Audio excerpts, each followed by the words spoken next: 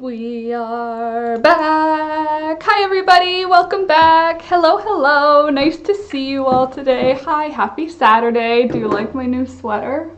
Because I finished the fireside pullover. I'm feeling pretty jazzed about it. Hi, how's it going? Happy Saturday. Come on in, take off your shoes, pull up a chair, you know, all the things. Hey Louisa, hey AJ, hey Kathy, hey Nancy, hey Deer Cakes. Oh, Dieter. Oh, it's not Deer Cakes. I was calling you Deer Cakes. Lol. Anyway, hi Nancy. And Eccentrics here as well. Hello.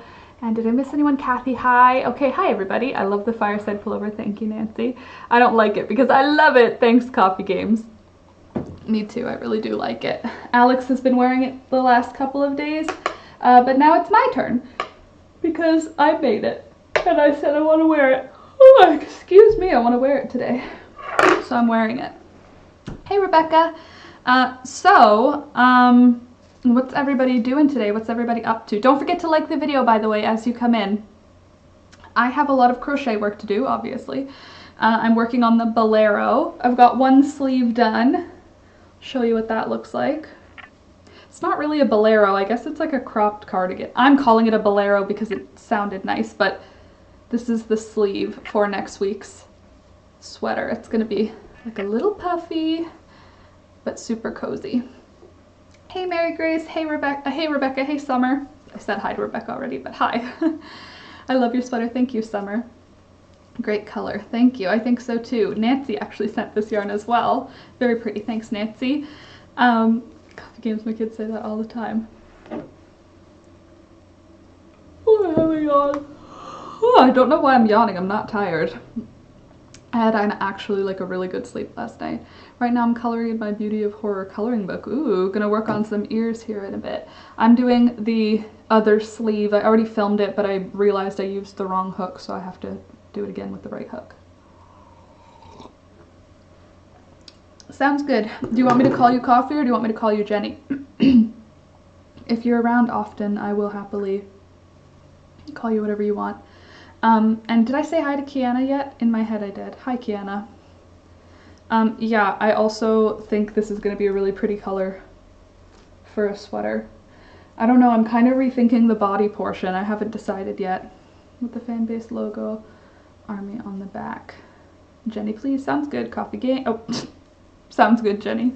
Okie dokie. So I actually have kind of a lot of things that have been going on that I want to tell you. Brushing my cat. He's got some knots in his fur he needs help with. Poor baby. Peekaboo is on our bed right now. I just started yawning. I've been fine all morning. Okay, so let me look at some of the things that I wanted to talk about. Peekaboo. No kittens yet. Now I'm kind of at this place that I think, I don't know, you know, should have had him already, so now I'm just kind of like, I don't know. I just don't know anymore. I just don't know anymore. So I'm not really worrying about it, to be honest. I'm just sort of leaving it. Hi. Hello. I'm just sort of leaving it, and I'm just not worrying about it, but at the same time, I'm absolutely worrying about it all day, every day. Honestly, it's like mind melting, this Schrodinger pregnancy. Sorry, Alex just came in and I got distracted, so now I'm like flustered. I thought I was gonna miss the live today. I'm glad you're not. Was flying to Colombia, but I missed the flight. Oh no! That sucks, Louisa. Sorry you missed your flight, but I'm glad you're here. But still, sorry you missed your flight. Anyway, yeah, no kittens from Peekaboo, so I don't know what's up. I don't know what we should make of it. Maybe she just was never pregnant and I am a complete crazy person. Or maybe she got pregnant after a point that I don't know yet. Oh, you're leaving. Bye. Okay, love you. Drive safely. Oh, also something else. Okay, we'll get to that. We'll get to, I don't even want to deal with it right now, honestly, because she's chilling. She's got her vet appointment. I'm not worried. But at the same time, honestly, like half the time, anytime I take a break, it's to go hang out with Peekaboo and just like put my hand on her stomach. It makes me feel crazy. Oh, that's a lot, Kiana. A lot of inches. Are you going to donate it? Can't you do it with like 11 inches or more? Anywho, so no kittens. I'm still convinced I'm feeling something happening, but now I'm also just, I don't know. I just don't know. So let's switch topics for now because I don't know what I have to say about Peekaboo. But for the chickens, I've been doing a whole bunch because it's been snowing like bananas here, like snowing so crazy. And it's been cold, like -10, -12. It's been too cold for them. And I've been feeling bad for them. So I cleaned out their coop. I filled all new fresh shavings, and I put fresh shavings like that deep in their coop. So I packed down everything that was like pack downable. And then I cleaned out anything that was like yucky and just put it outside so they have something to walk on outside that isn't snow. Then I filled up the inside with fresh pine shavings. Pine shavings? I think it's pine shavings, right? Wood shavings, whatever the wood shavings are from the feed store. And they were so happy about that. And I actually ended up doing that because there's like pretty good like humidity, not humidity, whatever. The coop is dry. They haven't had issues with frostbite. They haven't had issues with any, like, there's no ice inside. There's no liquid stuff. It's just been really dry all winter. But for some reason this week, I noticed one of our chickens, Fern. I went and checked out this morning and I was like, it's Daisy, and no, it was Fern. Anyway, one of our sweet, stupid white leghorn chickens, she had frostbite on her comb. And that's the first time this has happened to any of our chickens. It is our first winter with chickens, but I mean, still. It's the first time that it got cold enough, and I guess that there was enough humidity in the coop that it had the opportunity to allow moisture to condense on her comb and freeze. So I wanted to make sure the coop was extra, extra, extra dry, so that's why I did all the fresh shavings. I also redid their nesting box because now we're getting like 10 eggs a day on some days. Some days we're still just getting 6, but some days we're getting up to 10 eggs a day now. So I wanted it to be certain that they were nice and clean and safe because I want to start collecting them because I made up my mind.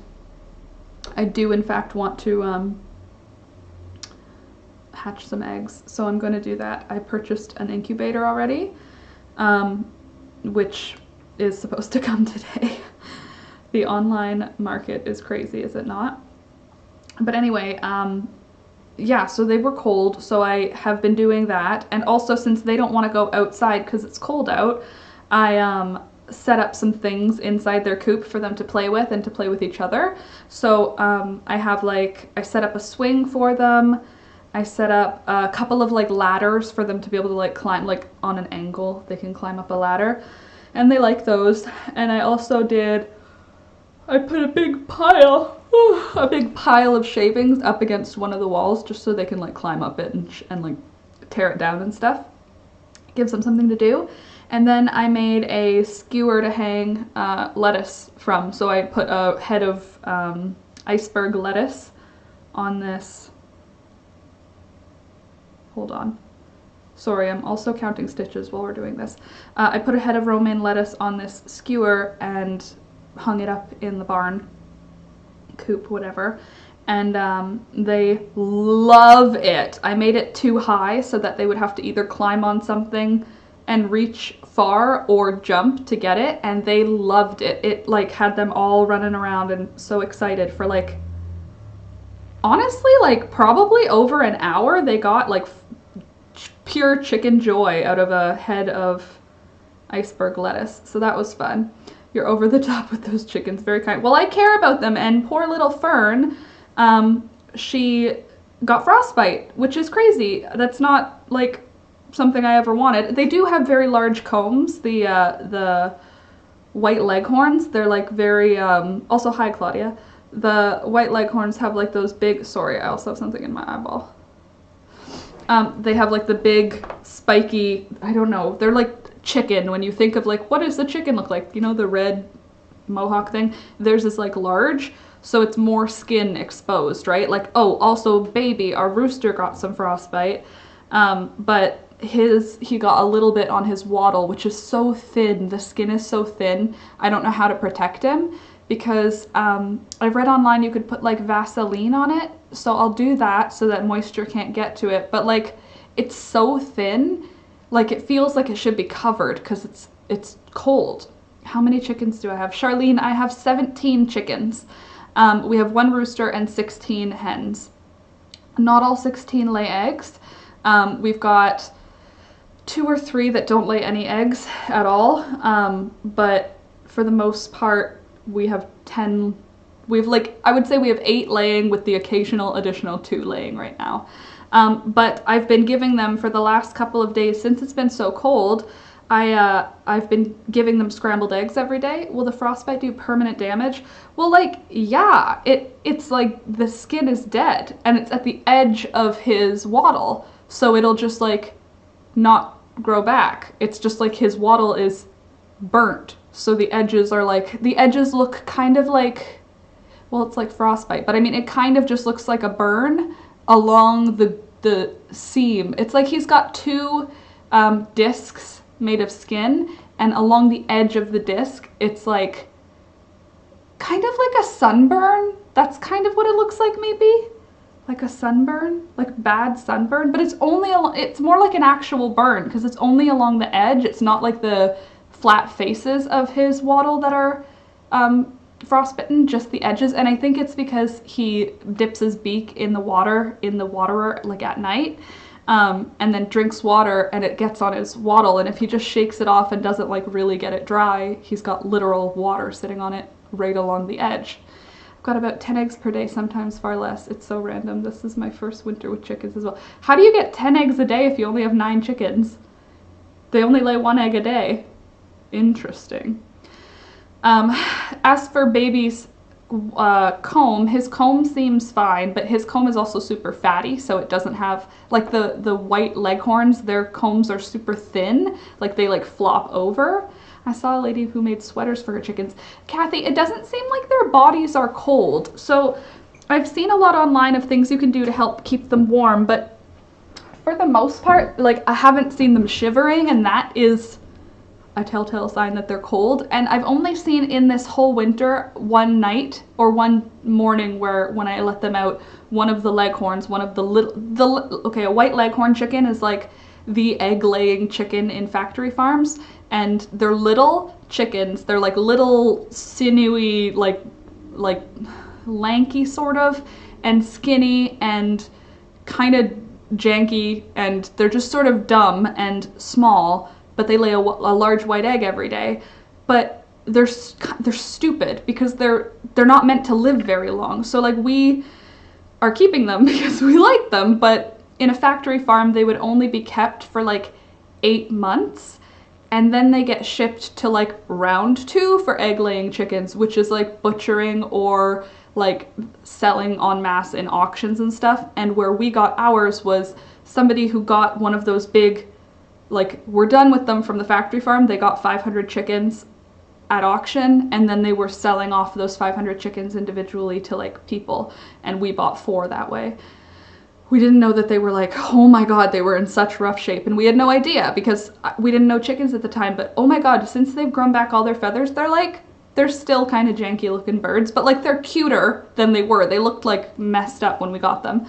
Anywho, they're stupid, so they don't do the things the other chickens do as effectively. Like, they don't groom themselves effectively.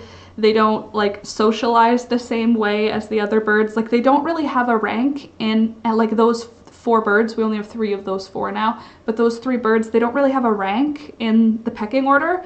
They're just outside of the pecking order. It's like everybody knows that they're very stupid, so they don't bother with them. They just sort of, they're allowed to hang out with anybody. They don't cause any conflict. Sometimes for no reason at all, they'll just like peck the head of the closest chicken to them, but they don't have any like malice. They're just very simple creatures. So yeah, I have only seen one of the white ones shiver one time this winter total, and on that day she had gone to sleep on a low roost bar, and I guess the chicken above her turned the opposite way, so she got pooped on, so her feathers were all like stuck together. And on that day we just gave her a bath and blow dried her, so she was fine. But they don't do the things, like they don't dust bathe as effectively. They're the ones that I have to treat for mites all the time. Like I haven't had to treat them probably in like a month now, but it's been cold. Chicken smarts have been bred out of them. Honestly, Nancy, I honestly think though it's because they don't expect them to live long, right? They only need them to live for 6 months. So if they're in terrible health because they don't keep themselves clean, they only need them to live for 6 months and lay as many, or not 6 months, a year. They lay for 8 months. They have to wait until they're 6 months old to start laying, and then they have them for 6 to 8 months, and then they go to the auction. Sorry, I missed the whole born to the point where they can lay eggs, which is a 6-month period. Anyway, I think they just don't care if they live beyond a year. You know what I mean? So it's like, well, we don't need them to be able to take care of themselves for the lifespan of a chicken, because this is not a chicken, it is a profit margin, and we don't care about them after they're gone. After they're out of our possession, they're not making money for us anymore, it doesn't matter anymore. Hey there, Dawn, thank you. Get a water tank that hangs, but still he'll have to dip his beak in, which will get his waddle wet. Yes, that's a good idea. And our waterer, I believe it can be hung because it has a thing that I carry it by, like as if it's a bucket. So I guess I could just hang it from there. Not a bad idea though. But what I'm going to be doing now is every week, because right now I've been doing in the winter every like few weeks, like 2 to 3 weeks, I've been adding wood chips to their area.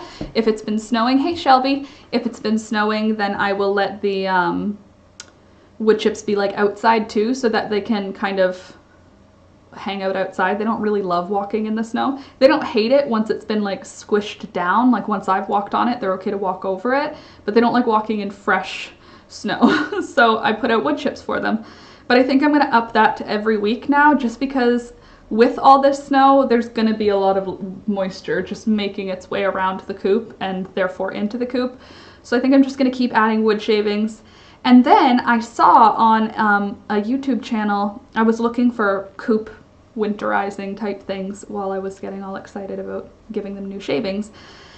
And a YouTube channel I found mentioned that what they do is they just use a ton of wood shavings all winter long, just keep piling them on, don't clean out the coop, just keep adding to the coop, which was my plan anyway, but they kind of put it into overdrive. They said like just overdo it, because the worst thing that's going to happen is that you're going to have more ground for next year. And what they do is in the spring, they empty the entire coop, like completely empty it down and wash the whole inside, like do a good spring cleaning. But all that junk that came out, they put that where the chickens walk around. So there's like a chicken run. So we let them out into the backyard to wander around, do whatever they want, because they don't go very far. And when they do, we just sort of chase them back in. We're home all the time anyway, so it's not a big deal. But when we don't want them running around, like if we want to go run an errand and we want them to be not locked up in their coop, we have like a fenced area for them to run. It's not protected from predators or anything, it's just to keep the chickens in. It won't keep anything predatory out, at least not yet. But our plan for next summer is to put something that would keep them at least marginally safe, something a little bit more stable. Right now what we have is those garden stakes and like a snow fence. So it's like an orange plastic fence that's like a regular chain link fence but orange, and holding it up every like 4 feet is a 8-foot garden post. So it's sturdy enough that it's not fallen over in the snow. It does keep the chickens in, but it's not pretty. And I want to get married in our backyard next year. So what my intention is to make something pretty, like a white picket fence, but maybe with some hardware cloth, keep them a little more safe. So if I'm going to have this cute little white picket fence around the coop, I figure we could have a nice ground. And then next year, because the chickens will walk all over it all summer long, then in the fall when we take out our yeah, I did, because my hand was sore, so I just wrapped it in yarn so that it's a little more ergonomic, Shelby. But they said that they leave it as the substrate for the run for that summer, and then in the fall they put it over their gardens, and then it overwinters on the gardens. By the following year, it's aged enough to be good for the garden, which is a great idea. So I think I'm going to use that idea, because the chickens rip up any grass you put them on anyway. It's like not useful to pretend like you're gonna need to maintain grass if you have chickens anywhere. So we have our yard that we keep like grass and clover and violets and whatnot, but their run area gets completely like turned into dirt. So I'm gonna put all of the wood shavings in that area. That way they can kind of scratch around in them all summer long, break them down a little bit, and I'm gonna do that compost method. So I'm gonna see how that goes. Hold on. No, that's a blue jay. It's okay. Sorry, I thought I heard a hawk. Just a blue jay warning about a hawk. Hey there, Jessica. Mine has a nipple on the bottom. Oh, that's not a... No, mine doesn't have a nipple on the bottom. It still has a tray. But it does have an unpluggable thing that says this is meant to be hand tight only. Maybe it's like a screwed air, like it looks like a nut.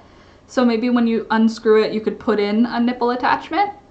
I don't know, for the chicken waterer. What are you working on? I'm working on a new sweater design. Not a sweater design, it's a bolero. It's a cropped cardigan. Yawning because you need oxygen. Right. Big deep breaths. So that's what's up with the chickens. The lettuce has been the best snack. So I think I'm going to just... Next time I go grocery shopping, I think I'm just going to grab like more than I need and give them like a really good week. Oh, I've been doing scrambled eggs every morning for them now, because I have so many eggs in my fridge that I've lost track of which eggs are the oldest and which are the newest. And I wash some of my eggs, like the ones that are going to my mom's farm to be sold to people. I wash them. You don't have to, and it's not something that you do when it's your own personal eggs, but when they're going to another person, it's nice to just make them clean. Again, I don't do that for ours, so now I can't tell which is which, because our eggs are usually clean, like they don't have poop on them or anything, unless once in a while they do, but I usually just feed those back to the chickens. Anyway, so I've lost track of what eggs are what, so I've been just giving the chickens like 12 to 18 eggs a day, just scrambling them up, and then while the eggs are in, like I'm using their actual, we have a bucket that's like a stainless steel bucket, and I put that right on the stove, and I cook the eggs in their actual feed bucket, and then I just add their feed after the eggs are cooked, mix it all together, and it's like this scrambled morning mash, and they freaking love it. So I've been doing that. What are you doing here, Laura? Did I miss something? Oh, I missed a stitch. Sorry. I got distracted. So, that's been a good way to get through these eggs, but I think that I'm going to start collecting them for sale again, because we're getting a lot. What have I come to? Hello, you have come to a crochet live stream where we talk about all types of things, and right now I'm talking about my farm animals. I love that. Sounds a bit like cannibalism to the chickens, but I give my cat unsalted scrambled eggs and he loves them. Well, apparently scrambled eggs are really good for chickens. It does sound super weird to me too, but if you look online, it's like a very common thing to do to your chickens if you have extra eggs to give them back. Because it takes a lot of energy out of a chicken to build an egg, right? Like think about how big a chicken is. They're not huge, and they eat a ton in a day, but think about how much think about how much energy it takes to make an egg, and how much like water is in an egg, and calcium, you know what I mean? Like it's a lot of like work to build an egg. So since again, Alex and I don't really eat eggs very often, every maybe like once a week I'll give Thunder an egg. I just crack a raw egg into his bowl and he slurps it up, and it's disgusting, but he loves it. and we have eggs once in a while, but now that we're getting consistent eggs again, I wasn't selling over winter. I was just giving a couple of dozen every once in a while to my parents. But I think we're going to start selling them again because we're getting, like I said, 10. We got 10 yesterday, which was amazing. And we got 10 one other day as well. So now we've got a whole bunch of brown egg layers laying, and it kind of motivated me. Honestly, the other thing that motivated me is that Peekaboo has not had kittens. And I was expecting to have baby animals to take care of, so I have like this mommy bird urge without any baby animal to take care of because there's no kittens. So I don't know anymore if she's gonna have kittens. I just don't know. So since I don't know, I bought an incubator yesterday because I was talking to Alex and I was like, we're getting so many eggs, so that's cool. And he was like, do you still want to have baby birds? And I was like, maybe. And he was like, just raise a couple of them. I mean, if they're all boys, which is possible, then we will sell them. If they're all girls, we will either keep them or give them to my parents. And my parents will take one boy if there are boys. So my parents are looking to start their own flock. And we have like really good like birds. Like we actually do have really good, like no, we don't have like show quality black copper Morans or anything, which for you people who are not chicken people, it's exactly as silly as it sounds.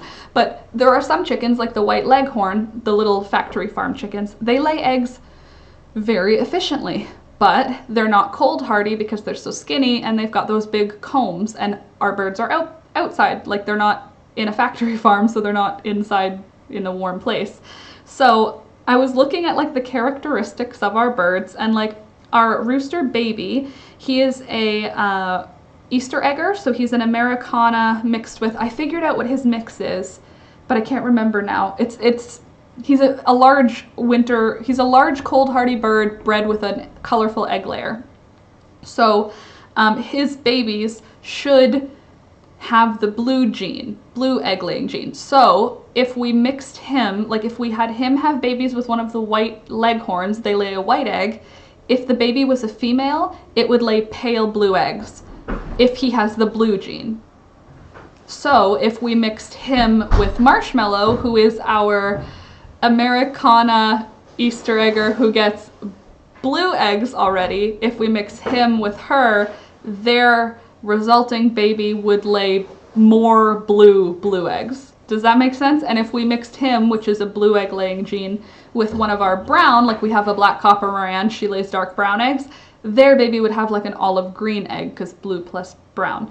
So you can actually like pick your chickens that way. But I obviously like went down the rabbit hole of breeding chickens because I got excited about it. And I found you can mix other things as well. There are dominant, like with plants or eye color, there are dominant combs and dominant wattles.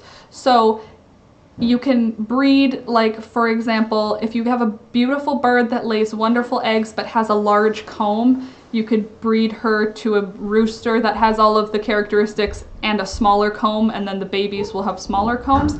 So in my climate, this is very, like, I know this is sounding kind of crazy. As soon as I'm listening to myself, I'm like, but anyway, in my climate, it's better to have this small comb called a cushion comb, and it's just like a little, like, it's just like a against their head little red flesh, as opposed to like these big sticking out, they will get gangrene. Seriously, a little tent, super good idea. Oh no, they're not outside at night, Dawn. The chickens aren't outside. They have a coop. They have like a little barn space. It's a big outdoor shed, like a metal outdoor shed, and it's on a wooden floor that's been tiled, and it's got like, now it's got like 18 inches of wood shavings in there, with the wall, like the edges go up way more. So it's like, it's not outside. I just mean during the day they are outside. And during the day they do have a shelter outside, and they have a tree, like a Christmas tree. So they have two different spots outside they like to be. Anyway, hi lovely, hi everyone, hi Luz. So yeah, so I was looking at some of the hens that we have, and I haven't put any of the eggs that have been laid in the last 2 days in the fridge. They're just sitting on my counter until I decide. Also, all of the scrambled eggs I've been making for the chickens, I've been noting which hens, because I know which hens lay which eggs because I'm a crazy person. So I know like literally which hen goes to which egg. So as I was cracking them open to make scrambled eggs, I was noting which ones were fertilized. So I'm not gonna like put any not fertilized eggs into an incubator and end up with like no purpose eggs that are just gonna be rotting.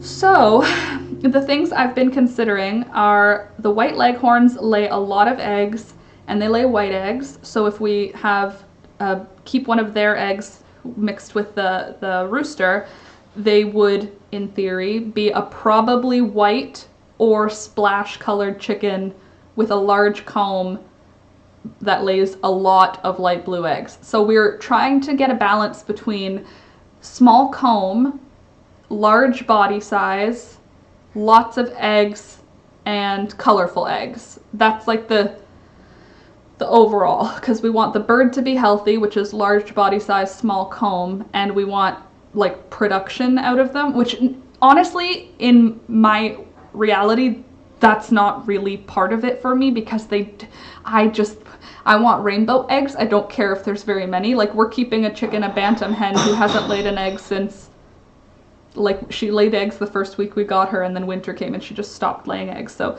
like the eggs, the quantity of eggs doesn't matter, but that's like all the considerations you're supposed to take before, hey there Wilma, before before incubating any eggs. So I'm gonna just keep going. Oh, Splash are gorgeous. I had a splash colored bantam rooster. Well, we have such a beautiful rooster that I want to see what babies he would make with some of the chickens. Like, we have a couple of really beautiful hens, like Diane. She's a black, what is she? Not an Orpington. Oh shoot, what is she? Do you remember what Diane is? Orpington and shoot, it's like a German thing or something. Isn't her, it's shoot, I can't remember what Diane is, but she's a big, beautiful, she's like a very large, fat bird. She can't fly because she's very like heavy. Some of the birds are like upright birds, like the white leghorn, so they can fly pretty well. And some of them are quite small, so they can fly pretty well. Diane is top heavy, like she's very big, like chested and like forward tilted, so she can't fly, and she's so friendly. I love Diane, like she's my favorite chicken. And she leave, okay, bye, have a good rest of your day. Not at all, Shelby. Our coop doesn't really smell and chickens are fairly low maintenance. Do you find keeping chickens really smelly? I'd love to keep chickens, but birds tend to smell. It's not like how other birds smell. Yes, their poop itself, like if you had them poop in your house, it would make you gag. Their poop is just rancid, an awful smell. But when it's outside in a chicken coop and it's in wood shavings, it just kind of smells farmy. Like, it doesn't smell particularly bad. It's not like it burns your eyes like cat litter does or anything. It's just sort of like that sort of farmy smell. You know, like when you smell cow manure and you're like, it smells kind of farmy. Kind of like that energy, but it's, if you are in, like, if you got it on you, you would know. It's a stinky poop, I'm not gonna lie. I think keeping them in at night is a good idea. I don't think I'll bother keeping them in at night because it's not, none of mine have shown me that they need to. The only one that I would consider keeping in at night is our small girl, our little sweet pea, just because she's so small. But she hasn't given me any reason. She just puffs her feathers out and she's chill with all the other girls.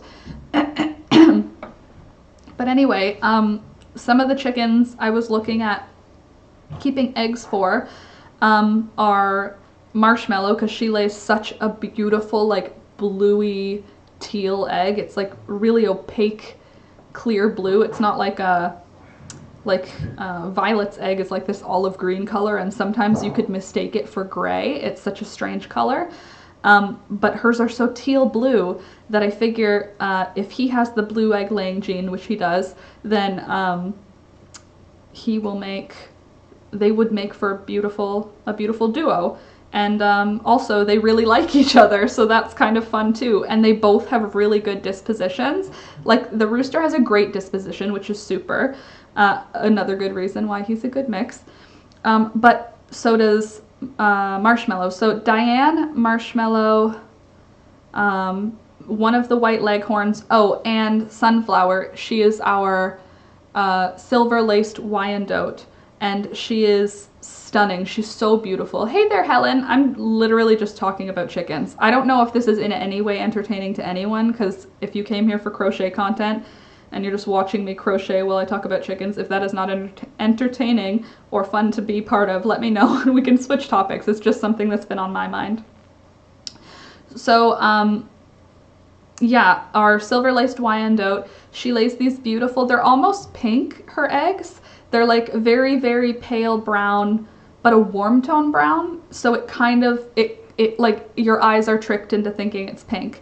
And her eggs are littler and round, and she's beautiful. So I thought, wouldn't it be interesting to see what happens if they mixed?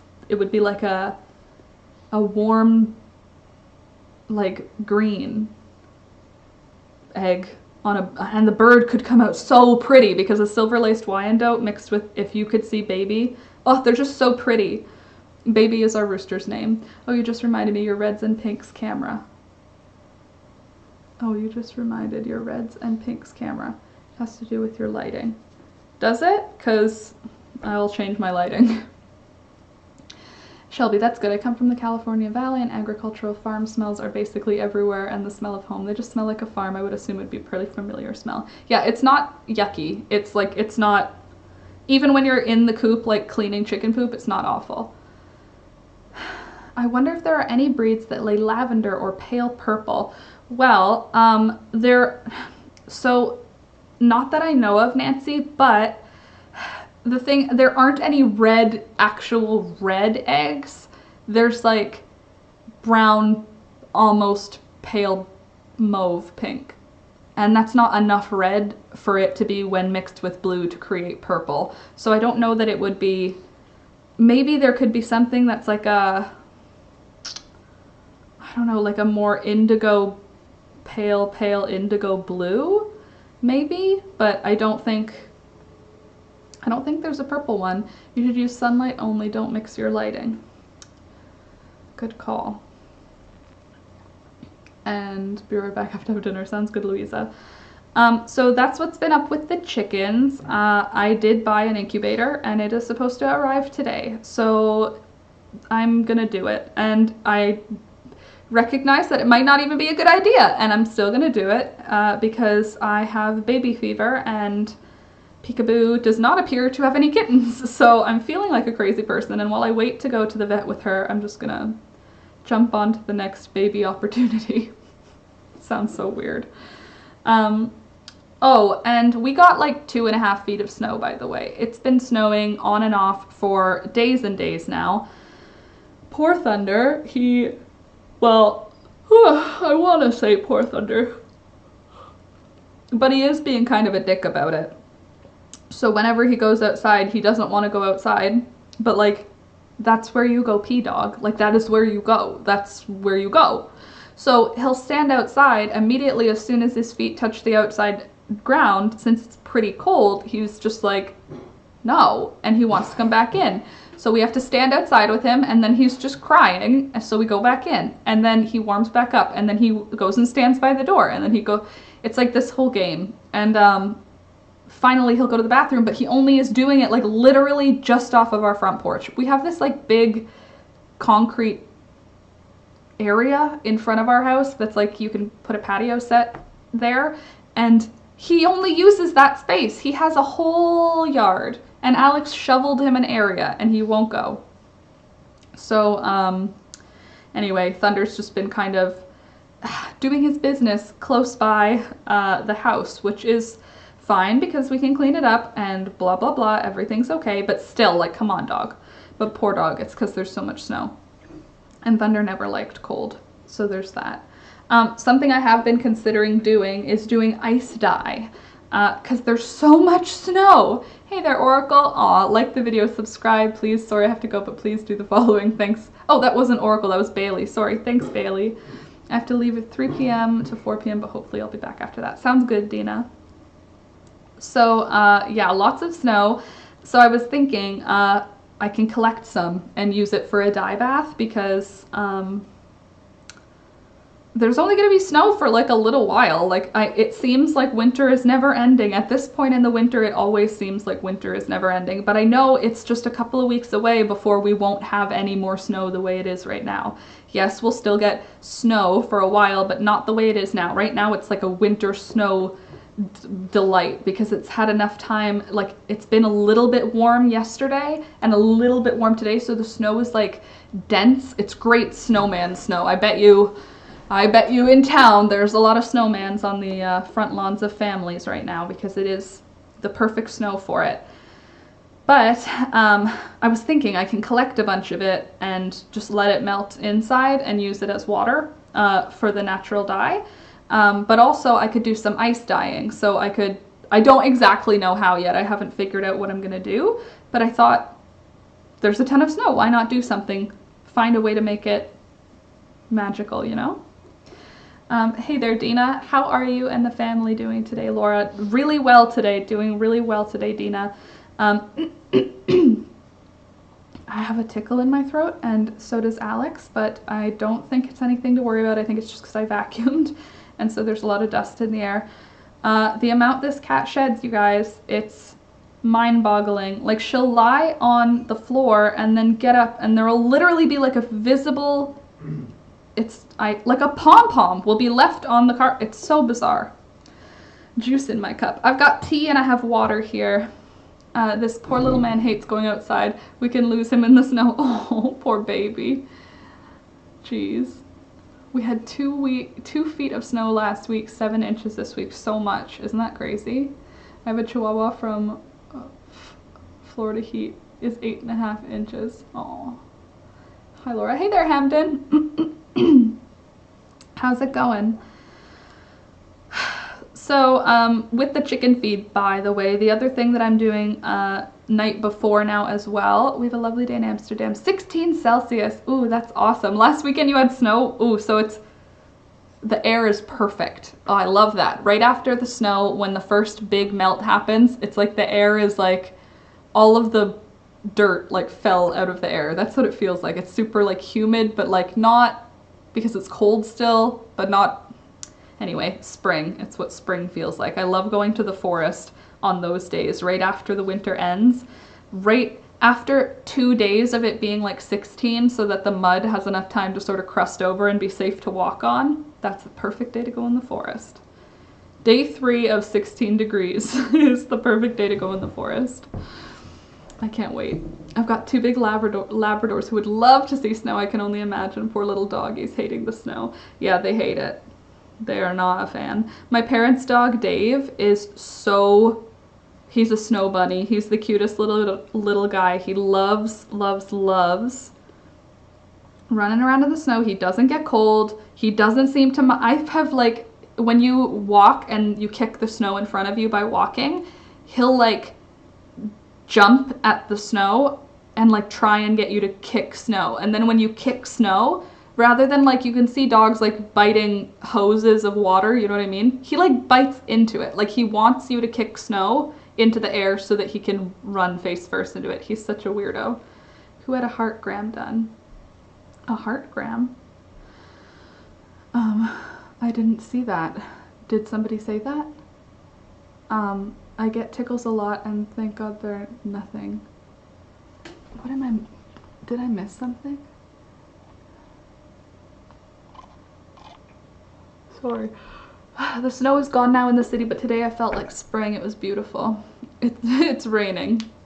I would take rain right now, honestly. I would. And the weather is so cold and there's rain also. Well, I don't know how cold it is compared to here. It's pretty cold here. But I have been getting in the spring spirit. I have been moving around my plants and repotting a bunch of plants. I repotted a whole bunch of plants. I know you can't tell, but it's because there's new pots here that are very small. I think they meant the tickles in the throat. Oh, fair, okay. I've lost attention, so thank you. But I've been having a lot of fun with that and looking at how my plants, the ones that are struggling, I've been like paying extra attention to them. Like right now, my bird of paradise, you may notice it is not over here. Usually there's like this big plant here. It's in the shower right now. So it was, I took a shower, and when I took a shower, I also just washed the plant because two birds with one stone, two birds of paradise. But anyway, it needs to be showered down once more in like 2 days, so I'm just leaving it in the shower until then, because you can shower, our shower's large enough, well, it's like a large bathtub. Our bathtub's large enough that the bird of paradise can stay in the bathtub, and it doesn't even come near you when you're showering, so it's not like a, in case you were wondering. Yeah, it's staying in there for a couple more days, and then I'm going to shower it down again because it had spider mites, and spider mites do not like getting wet, so you just have to keep the plant wet long enough for them to all die, basically. Let me just count here. 1, 2, 3, 4, 5, 6, and 7. One more row. So,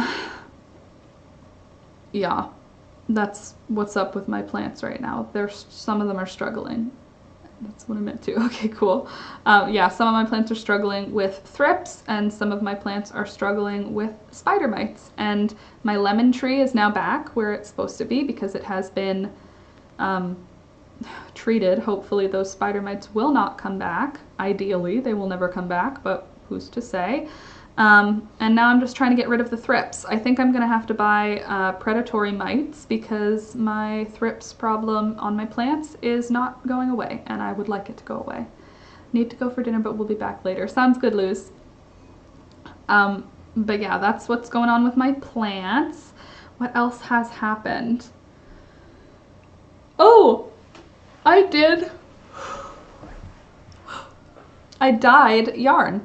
I did a new video and I dyed yarn for it, and I wanted to show it to you because it's dry now. I used the avocado pits that I've been accumulating over the last number of months, and I first soaked them in water, just regular cold water, for like a month, and then after that I rinsed them off and then not quite simmered them, but I heated them in water for like 2 days. And the resulting dye I used to dye some wool yarn, and I want to show you what color came out because I really, really like it. I'm really happy with it. Ta-da! I have 4 skeins. So these first 2 I think you've seen already. And these are the second 2.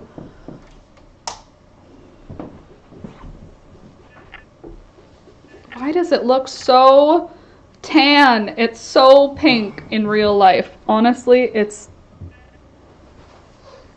Why are you so brown? It's so much pinker than you see.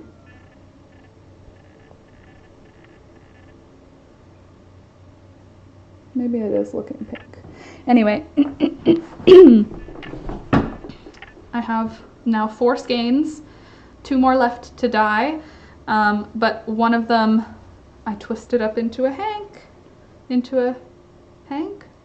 skein. I twisted up one of the hanks into a skein. Jeez. And the little areas that were tied up didn't get dyed, and it's so pretty. I love it. This one I really like, which is how this one will come out, which is very exciting. So that is making me happy. I'm excited for that project. I've already filmed What Will You Make With Those, Claudia. My plan is to do an avocardi. So it's going to be a cardigan made with yarn that has been dyed with avocados. Avocardigan. So instead of avocado, avocardi, you know? Very funny. Oops. I'm a funny person. So I think it's going to be a cardigan. Can I take a pic and post it? Oh yeah, that's a good idea, Sid. Also, hi Sid, nice to see you. That's a good idea. I will do that. It's so much pinker than it looks here. Maybe because I'm wearing red. Anyway, it is pink, I promise. It is like millennial pink. It's not like hot pink, but still. So it's going to be a cardigan, but like a full cardigan, excuse me. It's not going to be like a little cropped one. It's going to be like a big, comfortable, cozy cardigan, and that is the plan for it anyway. I might do one more skein of yarn in a different color other than pink. Like maybe I'll do it with an iron water afterbath to get like a dark gray, just to get a contrasting color. Also, I'm considering making a pocket for this, for the front. Either a pocket that opens from the top for the dog to get into, or a pocket like on a hoodie, you know, the square ones where you can put your hand in. The orange in the sweater looks really brown too. Oh, I think it's just your webcam. Yeah, probably. Haven't upgraded a webcam yet. But I'm almost done the cuff, which means I'm gonna have to go run for a quick explanation for this next part of the sleeve.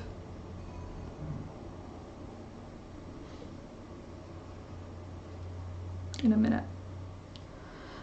So don't forget to like the video if you're watching today, or if you're hanging out with me today, because I'm going to be hanging out all the way until 5 o'clock, just chit-chatting and crocheting.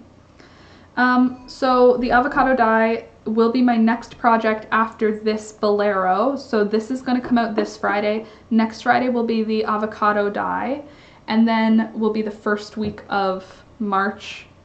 No, the next week will be the first week of March. And I haven't decided how I'm going to go about handling March yet, but I did just buy another pattern as well to sew, because I have the fabric already, and I thought that we were going to do a hand sewing thing. I'm gonna veg with my book. I'll be back in a bit. Sounds good. But yeah, I'm thinking the avocado die will be its own video, and then after that we'll move to doing the avocado die, the avocado yarn, sorry, cardigan. But I don't think it's going to be one right after the other. I think it's going to be like avocado die, another video in between, and then the cardigan. That gives me enough time to actually work on it and get it done. But I don't know what that other video is going to be. The avocado die video right now, it's like 6 minutes long. Can you regrow the lettuce? No. I'm giving them the whole thing and they ate the whole thing.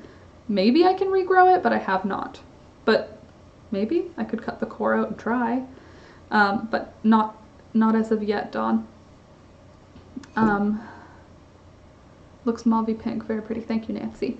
But yeah, I don't know what else to do for March. I want to do a hand sewing project, but that'll be a big project, so that one has to be like, I need to give myself some time to work on that. I need kind of like, I need some medium-sized projects to put in between my bigger projects for March. So like the natural dye video is going to be one of those projects, and then I need something else that's small or medium-sized. Did I do 7 rows? I might have to leave for a sec now to do. Oh, excuse me. To do another instruction here. Why am I so yawny? Okay. So go 2, 2, 2. Don't you love it when you count your stitches right? No. Literally right when I said that. Did I count my stitches wrong? Hold on. Hello, my baby. Hello, my darling. Where is the tail? There is the tail. Just bear with me here, friends. What's everybody else making today? I think this is going to be a good project. I think it's going to be a pretty easy project, and it's pretty quick because the stitch I'm using for this one is chain 3 single crochet, chain 3 single crochet, and it ends up looking really like cute. Sorry, I'm distracted because I'm counting. 1, 2, 3, 4, 5, 6, 7, 8. 1, 2, 3, 4, 5, 6, 7. Mrr, I hate that. I hate not knowing how many rows because I didn't write it down because I am that person. 1, 2, 3, 4, 5, 6, 7, 8. 1, 2, 3, 4, 5, 6, 7. I guess it is 8. Ugh. Have to correct my instruction too. Bernie mittens, arg, oh cute. Hey there, beauty, how's it going? I'm just distracted because I'm working on a pattern while we hang out. And I have one more row to do, and I thought I had only 7 rows. So like, what is up, Laura? Joanna, hey Joanna, I'm making your hexagon pullover and dream about spring in Scotland. Oh, that's awesome that you're making it. What color are you doing it in? I love that sweater. I was wearing that sweater earlier this morning. I have to write everything down while knitting and crocheting. Yeah, I definitely should, but I didn't. So here we are. The fireside jumper looks so pretty. Thank you, thank you. It's very cozy, very warm. It's 2 strands of sock weight, so it's like it's pretty dense. It's pretty heavy, but super cozy. And I'm really happy with how the neckline turned out. I was kind of winging it. If you watch the video, you'll see that. But I think it fit well. Like, it sits perfectly flat on Alex. On me, it's a little bit like loose around the neck, but on him it sits flat. So that's good. I started a new pillow because I got tired of the sweater I'm making. A new pillow for out of crochet? What do you mean? Like for decor or like an actual pillow? I wonder how that would be if you did like if you were like somebody who liked a firm mattress, to just do like a slip stitch or single crochet, dense single crochet and like a small yarn with a small hook. Just make a pillow out of it and then stuff it. That'd be kind of cool. Probably you mean for decor though. Or for a puppy dog. Puppy dogs deserve good pillows. I spoon in drop spindle wool and dyed with turmeric. Spoon in drop spindle wool and dyed with turmeric. Oh, cool. Oh, you spun sorry, I wasn't paying attention to the context. You spun some wool and then dyed it with turmeric. How did it turn out? Is it bright yellow?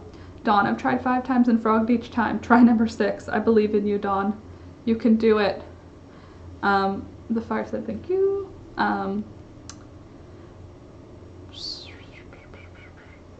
Yeah, for the hexagon yarn. Hand spun yarn. For the hexagon pullover, hand spun yarn dyed with now I'm understanding. That's awesome. I love that. Super handmade. Handmade right down to the beginning. I make pillow covers for couches and love seats. Oh wow, that's interesting. Oh, that's a lot. Probably not crochet though, right? Or do you do those in crochet or you do those in sewing? Because that's a lot of work.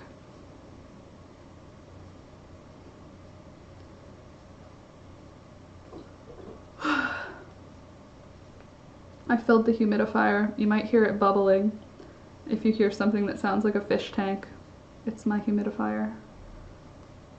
I never noticed that it makes noise, but it does. Oh, in crochet. Wow, that must be a lot. For decor, my pillows for my couch are too autumny. I need more spring colors. That's a fact. I'm ready. I'm ready for spring. I used the Morland baking soda, so it's bright orange marble. Oh, cool. That's cool. That's very interesting. Orange. Interesting. Okay, I have to go for a second. I'm not leaving. I'm just gonna go over here and film for a sec. I have my little film spot right there. I'm just gonna go over there and do a little bit of audio because I need to keep filming to stay on track. Oh, excuse my yawning.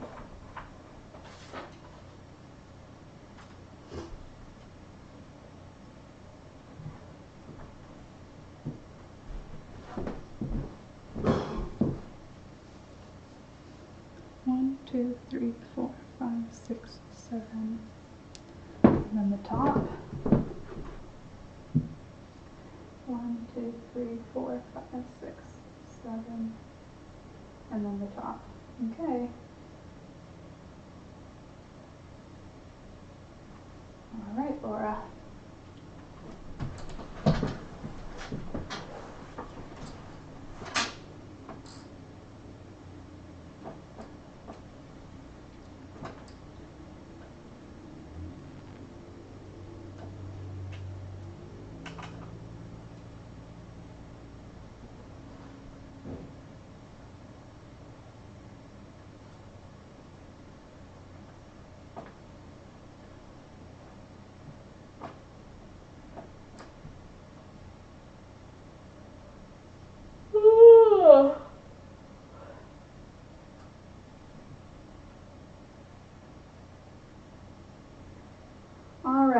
So I miscounted, and actually it's 8 rows. So I went all the way up to row number 8, and that is where I'm at now. I'm just finishing up my last few stitches on the 8th row.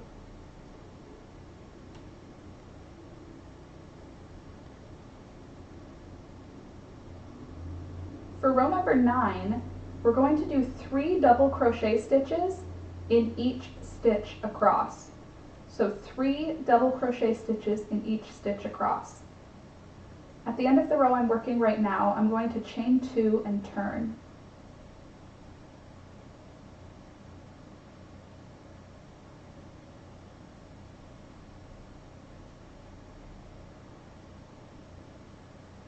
Chain 1 and 2. There we go. And so I'm going to start on the corner here. I'm going to do 1, 2, and 3. And I'm just going to work my way across, doing 3 double crochets in each stitch.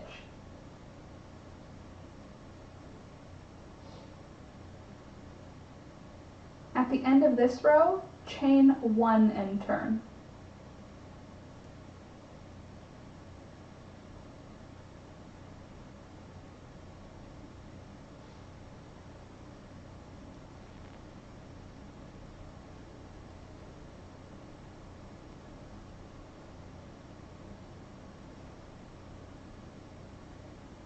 Hey Alex, would you mind making me another cup of tea?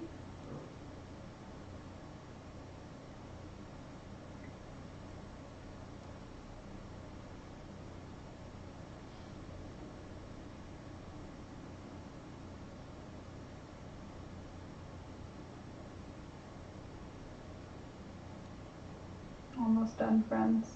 That's actually not true. I'm not almost done. I have probably like 30 more stitches to do. But just bear with me, I promise I'll be back soon. Just talk amongst yourselves and look at Thunder. I imagine that he's probably on his dog bed on the floor. I guess I can still talk to you, I just can't read what you're saying to me. And I suppose for this I don't need to record audio. So, I can tell you about the dress pattern that I'm doing. The dress pattern I picked, it's McCall's, I believe. It's either McCall's or Vogue patterns. Either way, I found it, and it's super pretty. It's like, if you saw what I wore to my little sister's wedding, if you go on my Instagram and like go back on my Instagram, it's similar to the dress I wore to my sister's wedding, but it's like a more casual version. So I'm going to try and make it out of, actually the tablecloth for this, the white table, it's not a tablecloth, it's just fabric that I'm using as a tablecloth. And I'm going to make that dress, at least the outer portion of it, I'm going to make it out of this fabric because it's so pretty and so like light and airy and white. And I'm thinking of using that pattern as the base for my wedding dress. It's not going to be my actual pattern because I already have the skirt portion from a different pattern.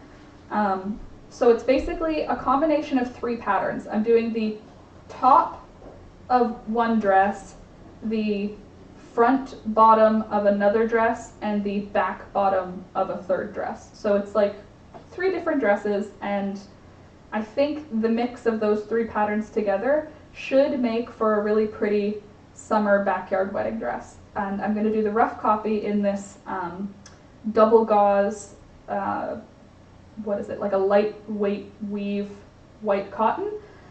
And I think the final dress will either be in a really light cotton or a light linen. Like a crushed linen, if I do a linen, not like a straight up linen because I don't want to have to worry about it being wrinkly. But the top is like a pretty structured top. It's like a 1950s housewife dress. The bodice of that is pretty much what I'm doing. So since the top is so structured, it can be a linen that I can get 2 different weights of. Like I could do a a lightweight for the skirt and then something a little stiffer for the body, because the body is a pretty structural part of the garment, if that makes sense. So that's the excitement that I have. I also have in my Amazon cart right now, I have zippers, because I need 22-inch zippers, and all of my zippers seem to be like 18 inches at the longest.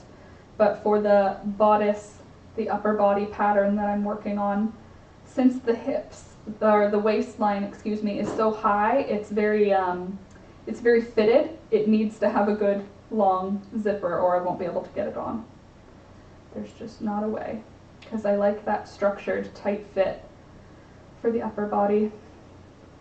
Alright, I'm almost done with this row, and then I just have one more instruction to do, and then it's hang out easy street for the rest of the day for us.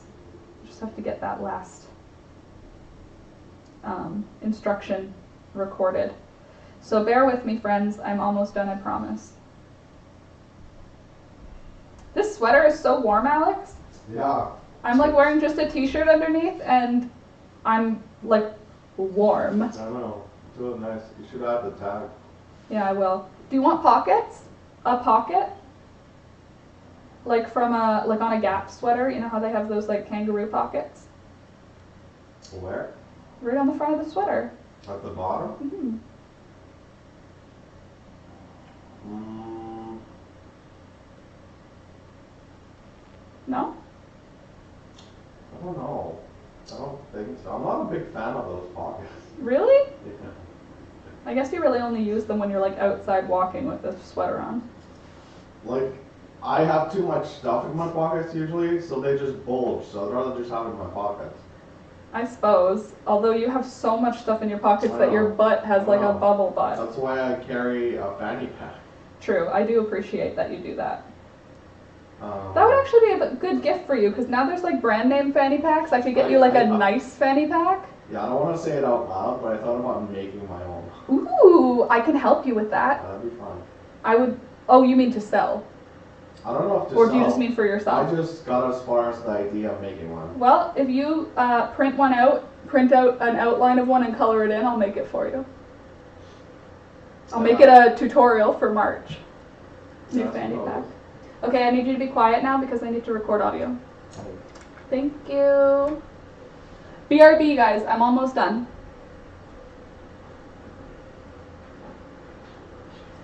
Alright, so I'm down to my last few stitches of this row. Just putting my 3 double crochets in there. 1, 2, 3. 2 more. 2 more stitches worth. 1, 2, 3. And here's the last one. 1, 2, and 3. And now what I'm going to do is chain 1 and turn.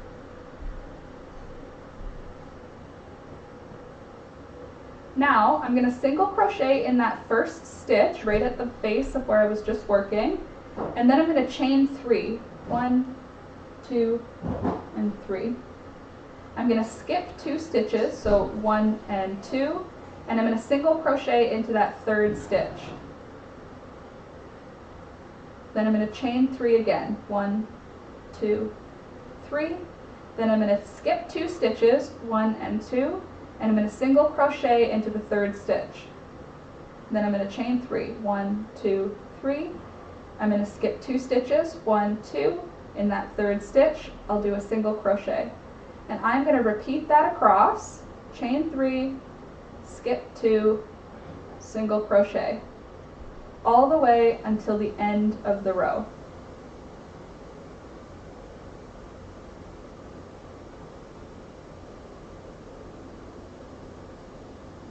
So I will meet you when I get to the end of this row. 1, 2, and 3. 1, 2. Sorry, I'm so close to being back. Sorry if this is like the least entertaining stream you've ever been to. I promise it'll be fun again. 1, 2, 3 in just a minute. I just have to finish the actual instructional part. so that I can just sit. It's real time. So that I can just sit and chat with you. And I do want to sit and chat. 1, 2. Life of an artist. The life of an artist. I do want to sit and chat with you, but 1, 2. But these videos, I am on like an Adderall organizational, I don't even know what to call it. Oh, there's your cup. I'm just feeling very much like work is going well for me. So I can't, 1, 2, I can't take a break. 1, 2, 3. That sounds so pretentious. That's not how I mean for it to sound. 1, 2, 3. I'm just, if I film on Saturdays, if I get the instructions done for one piece on Saturdays, it means that I can sleep in on Sunday and still get enough work done on Sunday and Monday that the video will be done on Tuesday, 1, 2, which gives me an entire 2 days to actually edit the video, which makes for a better video in the end. So as much as I recognize that this is not entertaining, this is only 1, 2. This is only because I really, really want to get my crochet tutorial videos to be 1, 2 higher quality, which means that I need more time to edit them, and I need more time 1, 2 to make sure my instructions are clearly communicated. 2 and 3. 1, 2. And unfortunately, I have to do that during the daylight hours. 1, 2, 3, which 1, 2, 3. Which overrides our stream time. 1, 2, 3. Not overrides, overlaps with. But I'm almost done. 1, 2, 3. After I finish this next instruction, 1, 2, 3, I will be able to sit back down. 1, 2, 3, and just chat for the rest of the afternoon. 1, 2, and 3. 1, 2, 3. 1, 2, and 3. Oh, also, I made an entire bullet journal spread, 1, 2, 3, dedicated to today, where I'm going to ask you what you think I should do next, 1, 2, 3, for video suggestions, 1, 2, 3, because 1, 2, 3, I need help, 1, 2, 3. I want to do videos for March, 1, 2, 3, that you guys want, March and April, 1, 2, 3, because this month was finish it February, 1, 2, 3, and you guys didn't get to choose, 1, 2, 3. And I want you guys to be able to have some input, 1, 2, 3, on what I work on. 1, 2, 3. Sometimes, not all the time. 1, 2, 3. Some things I'm just going to make because I want to make them, but some things, 1, 2, 3, I want your help with. 1, 2, 3. I'm excited to show you that bullet journal spread. 1, 2, 3. This is going to be like mind-numbing for someone watching it later, just hearing me count 1, 2, 3, 1, 2, 3, over and over again. I hope you're not counting stitches right now. 1, 2, 3, 1, 2, 3, because I am. 1, 2, 3. Okay, I need to do audio again.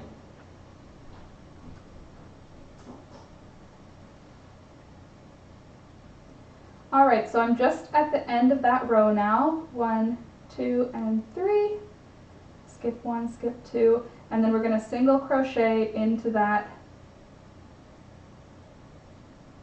last loop stitch there at the end. And then we're going to chain 1 and turn. Look how cute that little ruffle looks. Doesn't that look so cute? For this next row, I'm going to start with the first stitch. I'm going to put a single crochet in there.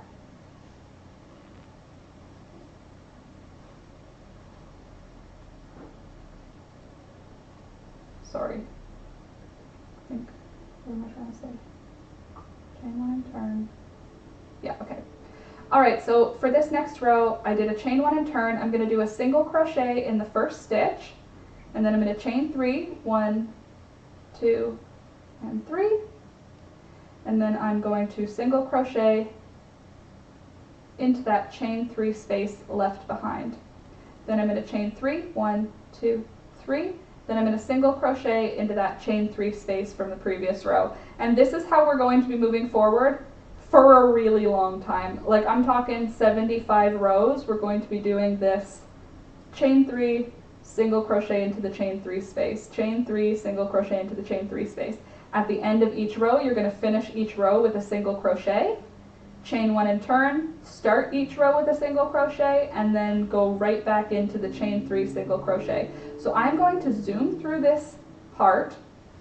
I'll show you what it's looking like a little while in so you can see how the texture starts to come out with that chain 3 single crochet, because it really is cute. It's like a kind of a lacy sort of net vibe. So anyway, I'm going to zoom through this, and when I finish most of it, I'll come back and show you what it's looking like, and then it'll be time to move into the next part. So I will see you then. Nailed it! I don't know if I nailed it. We'll have to see in post, but for now, I can hang out again.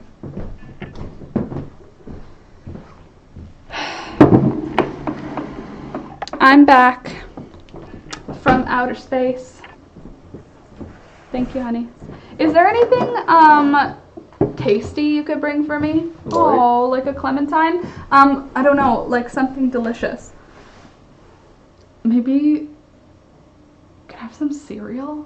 What kind? Honeycombs. In water or like? Ew, no. In milk. Fake milk, but still milk. Okay, I'm back. Hi everybody. Sorry for the duration of time that I was gone, but I'm back now. If you're just showing up, I was recording, or if you showed up while I was over there, I'm just recording a video at the same time that we're hanging out because I have a lot of work to keep up with in order to keep videos coming out on time, so I use part of my mornings on Saturdays. Hey there, Jenna, and I think we're doing okay so long. Oh, bye, Wilma. Mimi, hello everyone. Does Laura ever crochet a blanket? Not yet, or not in a while. Hey Jenna, and just for a little while then she will chat. I am back to chat. 1, 2, 3. Do we have any like sweet baked good? I'm sorry? Any like sweet baked good? No, I don't think so. Okay.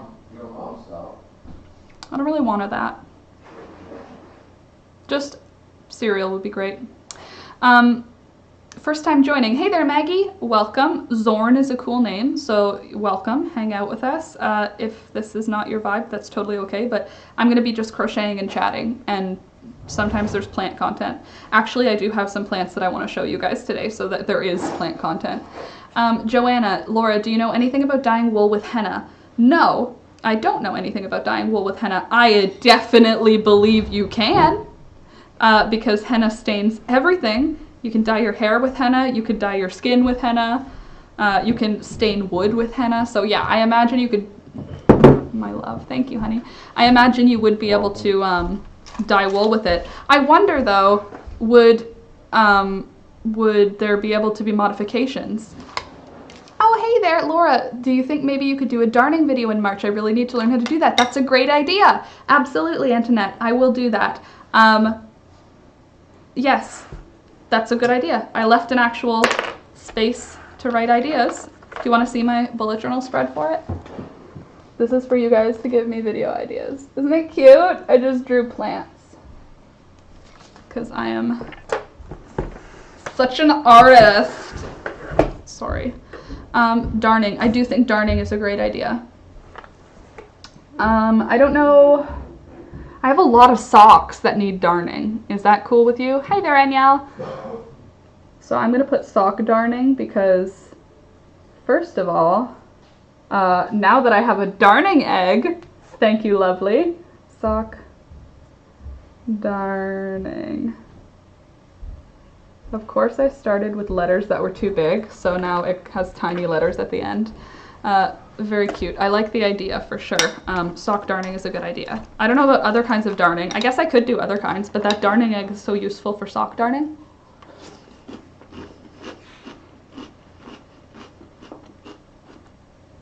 I'm having honeycombs with a huge amount of milk, Alex. Sorry? You like filled the bowl with milk. Yeah, I'll use it up here. Okay.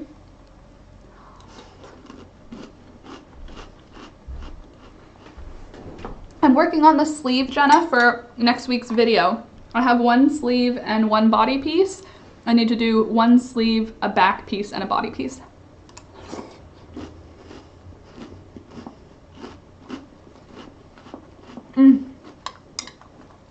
Lol, I was over there recording and now I'm just sitting here eating.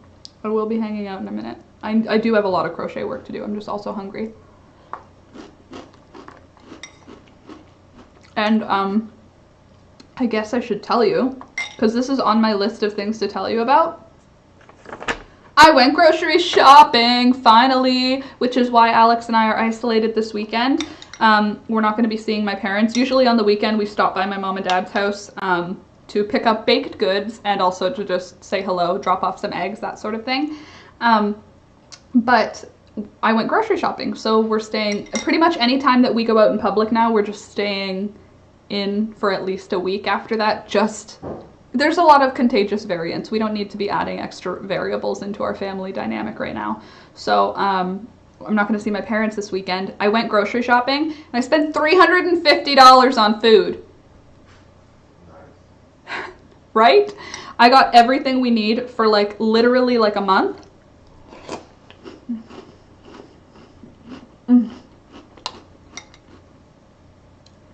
Have you watched Fruit? No, I haven't. Great ideas, no guidance. Still fun to have good ideas.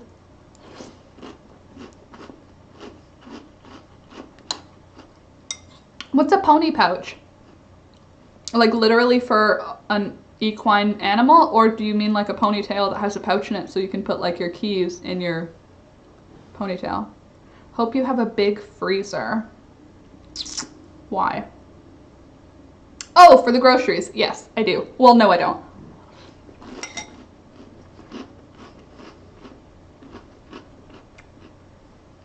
I bought, oh, first of all, it was a snowy drive.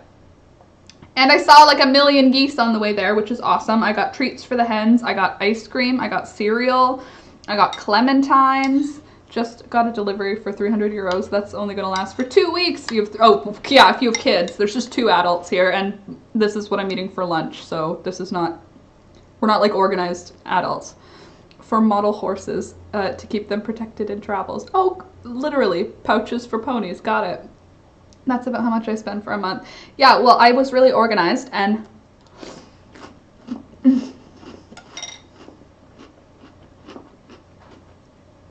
I price matched where I could, but I also needed to pick up like cat litter and dog food, so there were like more expensive items that ended up going on the bill. But yeah, I got so much. I got a lot of frozen vegetables, so I got like Brussels sprouts and broccoli and green beans and something called Asian mix, which is just like pretty sliced vegetables. And I got the mirepoix, the thing that you need, like onions, carrots, and celery for when you're cooking like chili or anything, to just do it first. So I got that pre-cut frozen so that I don't have to do any work. And then I also got all of the ingredients for spring rolls. I got that artificial crab meat, the Alaskan pollock stuff that's in sushi. And I got, oh, I got a can of liver, which I've never done before. And for those of you who have eaten liver and are like, liver's normal, Laura, then good for you. For me, it's like atypical. It's not something I've had. So when I was looking at spring roll recipes, it was saying you could use Spam or like canned chicken, canned tuna, or canned liver. You'd like pate it, like you like smush it into your spring roll and then you put your other ingredients and it's like the meat of your spring roll. So I'm gonna try it to see if we like it, but I got all the ingredients for spring rolls except for bean sprouts. The grocery store was completely out of bean sprouts, which is like kind of an important part. But I got those vermicelli noodles to replace it, so we're gonna have spring rolls this week. I got the ingredients for, what else did I get actual ingredients for? Another Asian dish with bok choy, like a soup. So yeah, a lot of our stuff is dry, like a lot of dry beans, a lot of like canned tuna, so a couple of boxes of Kraft Dinner, that sort of stuff. But for the most part, our stuff is not, yeah, like I would say most of it's dry or canned out of my grocery haul now, just because I don't want to have to go out very often.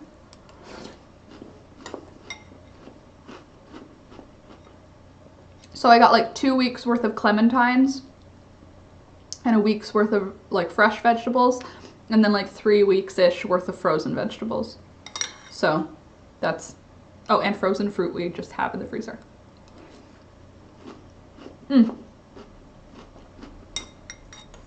So it was kind of a bummer to have to spend $350 at one time, but now I don't have to leave the house, which is great because the world is on fire.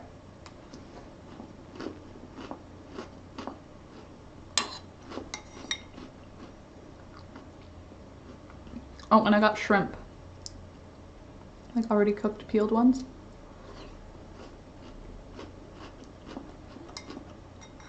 Shrimp, fake crab meat, and liver.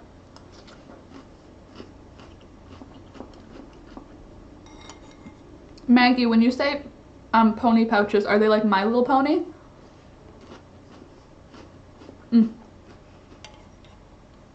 I love honeycomb. Is it corn or is this wheat?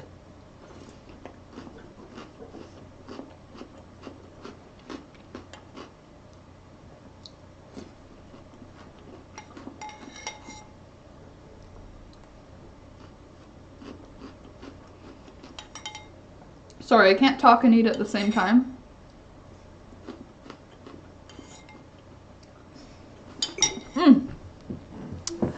Delicious. So I just had to scarf that down so we can hang out. I am gonna look that up. Corn? Probably it's corn. They're so tasty though. Alex? Yeah? Did you get a phone call from Uncle Dean? Yeah. Me too. Oh, also a delivery in the next 3 hours. This was sent at 1 o'clock. Ooh, also I just got a coupon for 20 bucks off Uber Eats. I also got a free delivery on the other app. Insta, no. Delivery? No. DoorDash. DoorDash. Woo! Party in this house. Yeah, we don't have to leave the house for a long time. No, we'll save those until after we run out of fresh food. Okay. Sorry, I have to look up this type of horse. Briar horse. Briar horse.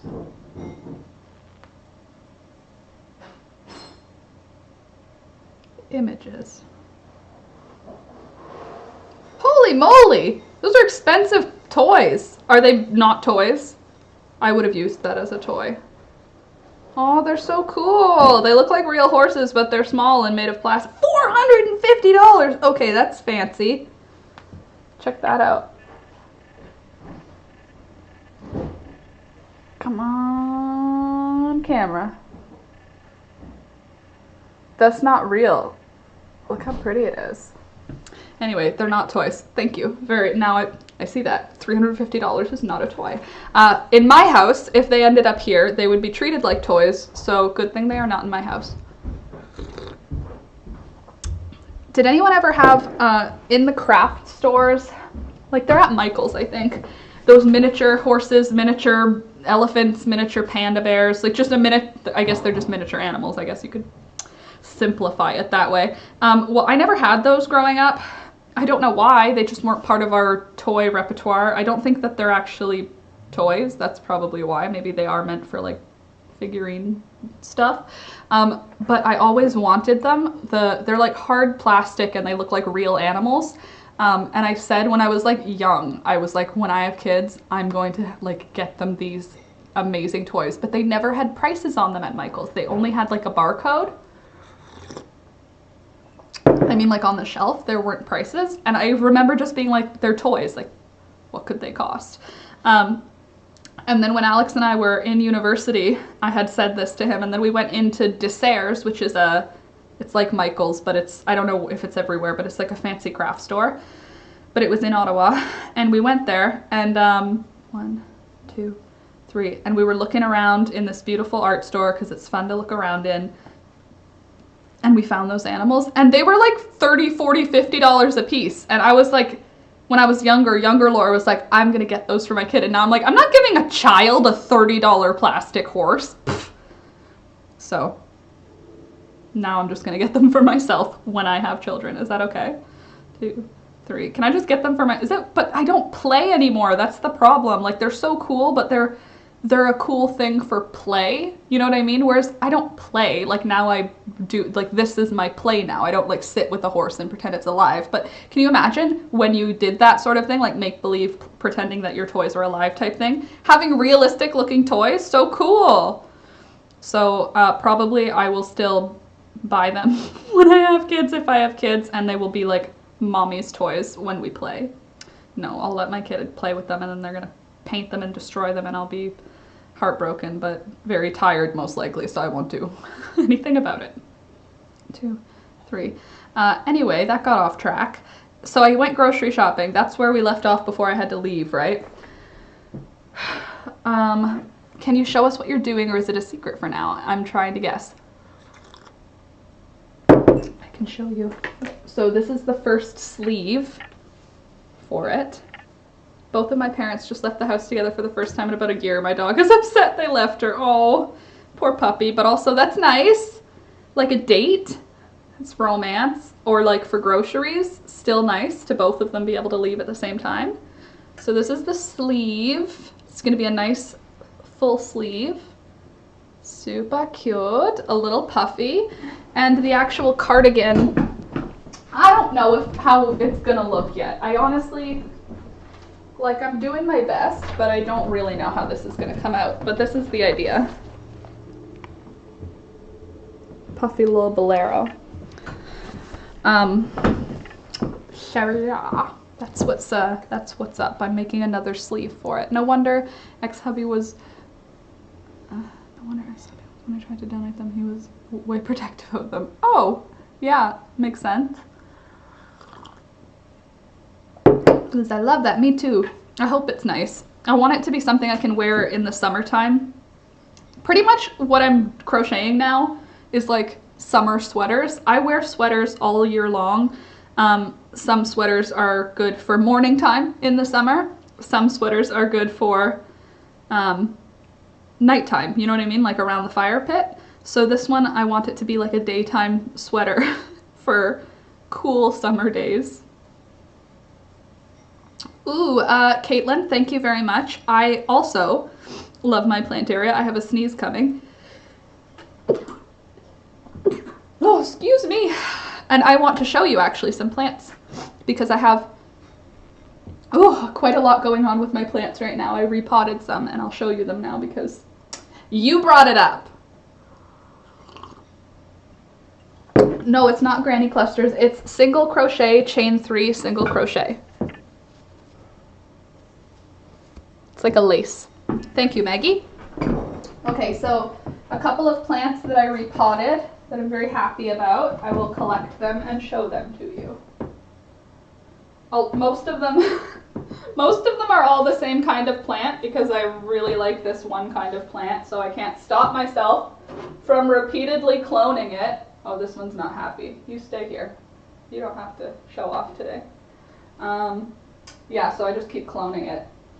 So I have a bunch of clones now that I'm very happy about, and I will be showing them off to you now. Clone. There's a clone. There's another clone. Here's a clone that's flowering. Oh, look how pretty. All these leaves came out of the base of this leaf. So this leaf, I initially stuck it in water, and all of this stuff grew out of the roots that this put off. Isn't that bizarre? Look at all those leaves and a flower came out of that one ugly leaf. And then this one too, very happy about this one. Look how many babies are coming up. Isn't it pretty? I just love them. Some of them are sick because... Are you freaking kidding me? Is that a thrip? Yes, because there are thrips on literally everything in my freaking house. But that's okay. But I do love these ones. They're like my favorite variety of plant, oxalis. They make me so happy. They're just so simple and they're just so delicate. And it makes me feel nice. Looking at them makes me feel nice. I also repotted one of my asparagus ferns so that I can give it to a friend. See? Very small. So it's just staying in this humidity dome while it handles the transplant, which is good. Well, you don't need as much light. You can go down here. And then I have one other exciting thing. I finally repotted my Alocasia Polly, my babies. So this is an Alocasia Polly. This is what the grown-up looks like. Well, this needs to get cut off because it's dying. Anyway though, this is my like adult plant. Why are you dying now?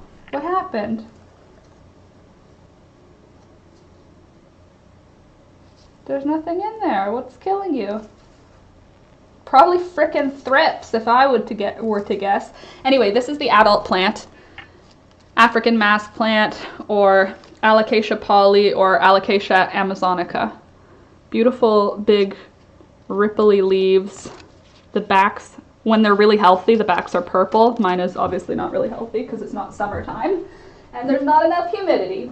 But in 2 of my terrariums I found little babies and I don't remember planting them. But check this out. Look. Little baby Polly opening up. Isn't that cool? I'm super happy about it. I feel like they're so cute and they're so little and they're going to turn into these big beautiful plants one day. So that's exciting. That was something that when I found these in another terrarium I was like, what the heck? So now they will grow, hopefully. So that's like my most exciting repots lately. I also repotted some of my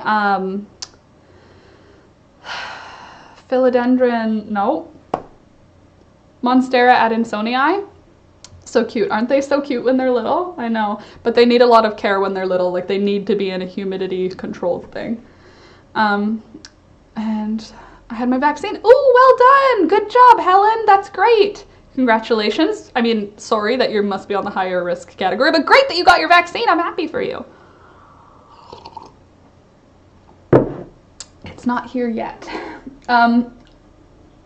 What was I trying to say? Oh, yes, my Monstera adansonii was so thrips destroyed it pretty much. So I cut it apart and I put all of the babies into water. All of the individual nodes, I put them into water. I'm looking at them, that's why I'm looking this way. But I put all of the individual nodes into water and we'll see if they root. I don't know. I hope they root because like that was a $28 plant a year ago and now they're way more expensive, so I don't want it to die. I planted a few of the ones that I cut up into terrariums to see if they'll do better. I know they'll do better. Everything loves growing up in a terrarium. Oh, also, while I was cleaning, I found a terrarium that I have not seen in over a year, which sounds as weird as it is. So there's these candies and they have this as the jar and I made a terrarium out of the jar. It's got like a good seal on the lid and it smells good in there, which is crazy. And there's springtails all over the ground, which are teeny tiny little white sort of mites. They look like mites. They're little tiny bugs and they eat decaying matter, so they don't cause any problems. They're good little bugs. But anyway, I found this terrarium because it was just hiding on a shelf behind something and I've never had to open it because nothing is upsetting about it. So I found it and I was like, oh no, it probably smells like rotting, because if you leave a terrarium a long time, unless it's a really healthy terrarium, it's gonna stink. And this must be perfectly balanced because look at my heart-shaped fern. This thing's been in here a year and look at how little it is. When you get these at the nursery, they're in like a 4-inch pot for like $4. But look how cute the little leafies are. But for this, I just put one of the little sprigs in here and forgot about it, and it lived. And has a whole bunch of new leaves and just a bunch of old leaves, and it stays fully sealed like this. I haven't watered it in a year. I haven't done anything for it. It's just been sitting on a shelf behind stuff. So that was a happy find. So I put it in a more noticeable spot so I can keep an eye on it because I like it. That's why I got it. I feel like there's another plant that I'm happy about, but I don't remember which one it is. All of them, trick question. I love all my plants. Oh, one more oxalis I want to show you.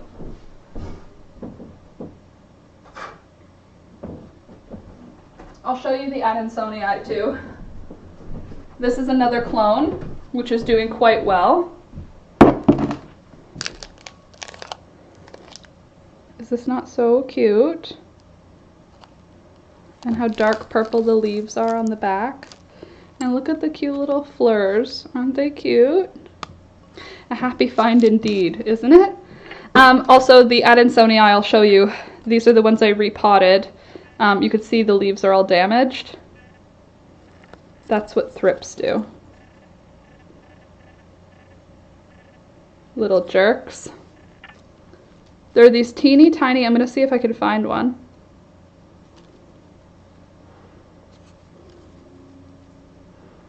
No. They're these teeny tiny little black bugs though. And they eat your leaves. But they do it really quietly. And then you notice after a random amount of time that all your leaves look kind of like crappy. So I had to these ones are the base plant that already had roots. So I repotted it. And then the individual leaves with a node that I had, I put them in water. Yes, Loris, because well, then good. Good reason. So, those are my happy plant things. Happy about that. I went into my old terrariums because I was feeling like I needed to put my hands in dirt. And in those old terrariums, I just sort of took all of the plants out and then I moved them around. I didn't really do any new things. I just moved them around, added some soil, took out some things I didn't like, added new moss, and just sort of played with dirt in my terrariums. So all of my fishbowl terrariums, there's one here now, you can see it's like a round shape. This is full of plants. Hey, what happened to your cat? Which one? So yeah, all of those are going to be filling in over time and they'll hopefully look really good. Also, don't forget to like the video, friends. Oh, big yawn. Did she have babies? So Luz, no. And now I have no idea. I'm just completely beside myself on it. Don't know if, when, or how she's having babies. It's just not, I don't understand how she hasn't had babies. I don't understand if she's not pregnant. I don't understand that. So I'm pretty much just at this point where I'm like, I don't even know how to explain it. It's like bewilderment. I really believed she was pregnant, so I don't know where these babies are. But no babies yet. Unclear if she's even pregnant. I think she is, but every day that she has no babies, I feel a little bit closer to crazy. So we shall see in the next couple of days. The 29th, right, is the last possible, 28th is the last possible date of conception for her babies if she is pregnant. So we'll have to wait. We'll have to wait and see. Crazy. I don't know. But she's getting friendlier and friendlier each day. She spends a little more time on the bed. Right now she's sleeping in our bed. I vacuumed today and was very surprised by how much hair was on the carpet that's in our bedroom. We have like an area rug so that when you put your feet off the bed, you don't have to be on hardwood. You can have a little rug. And that carpet, she likes to put her front feet on it and then have her back feet on the hardwood floor. So half of our, like, the edge of the carpet on one side of it is like, was fully covered in hair. It's so weird how much this cat sheds. But anyway, I vacuumed today, so that could be why I'm sneezy, because the air might be more dusty. Although our vacuum's supposed to have a HEPA filter in it, I believe. So, Yeah, she is getting more friendly. She still looks very round to me. Do you want to see her? I'll show her to you because again, she's getting more and more friendly. I'll go grab her. She still looks round to me though, so one sec. Pika Pika. Hi Pika.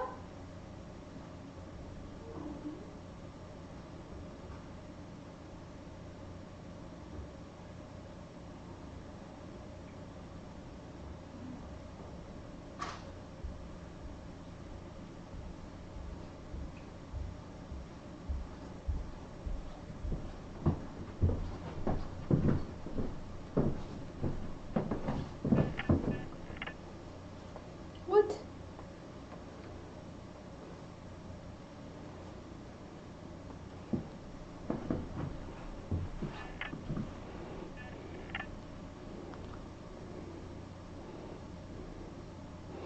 Look at those little razor blades. Hi.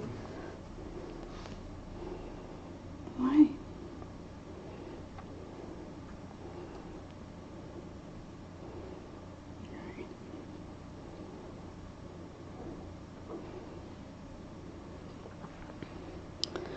Oi. Hold on, hold on, hold on. Oi, oi, oi. Okay. Ugh. Hold on. Hold on. I gotcha.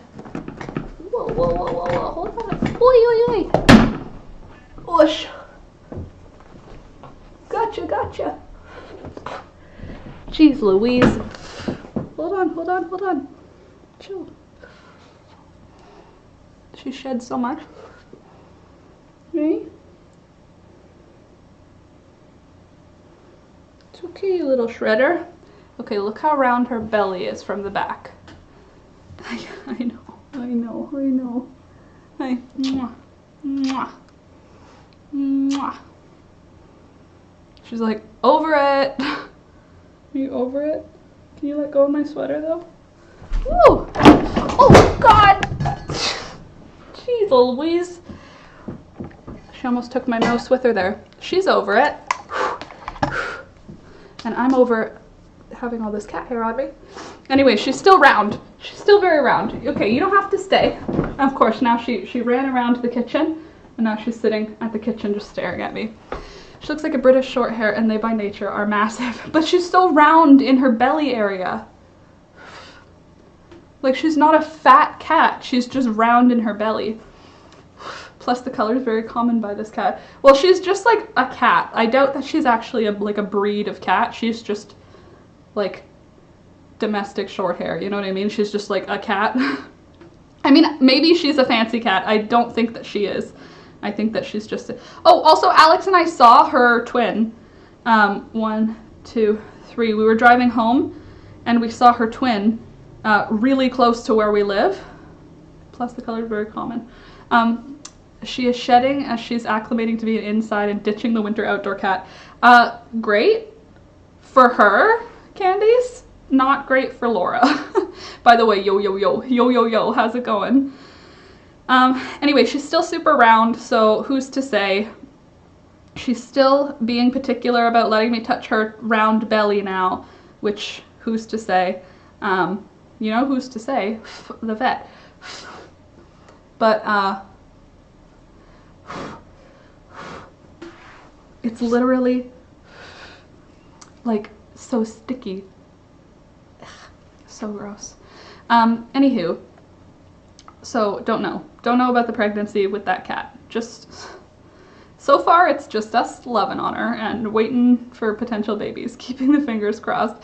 Pretty much me every single night, Luz, is, oh, when are they coming? And Alex is like, are there babies? Because he'll walk in on me with my hand just on her tummy and my eyes closed. He'll be like, babies? I'll be like, I don't know, maybe. And then I come out and I go, I definitely think there's babies. And then later he'll be like, babies? And I'll be like, no, I think it's just gas. She doesn't have any babies. Like, I am that flip-floppy.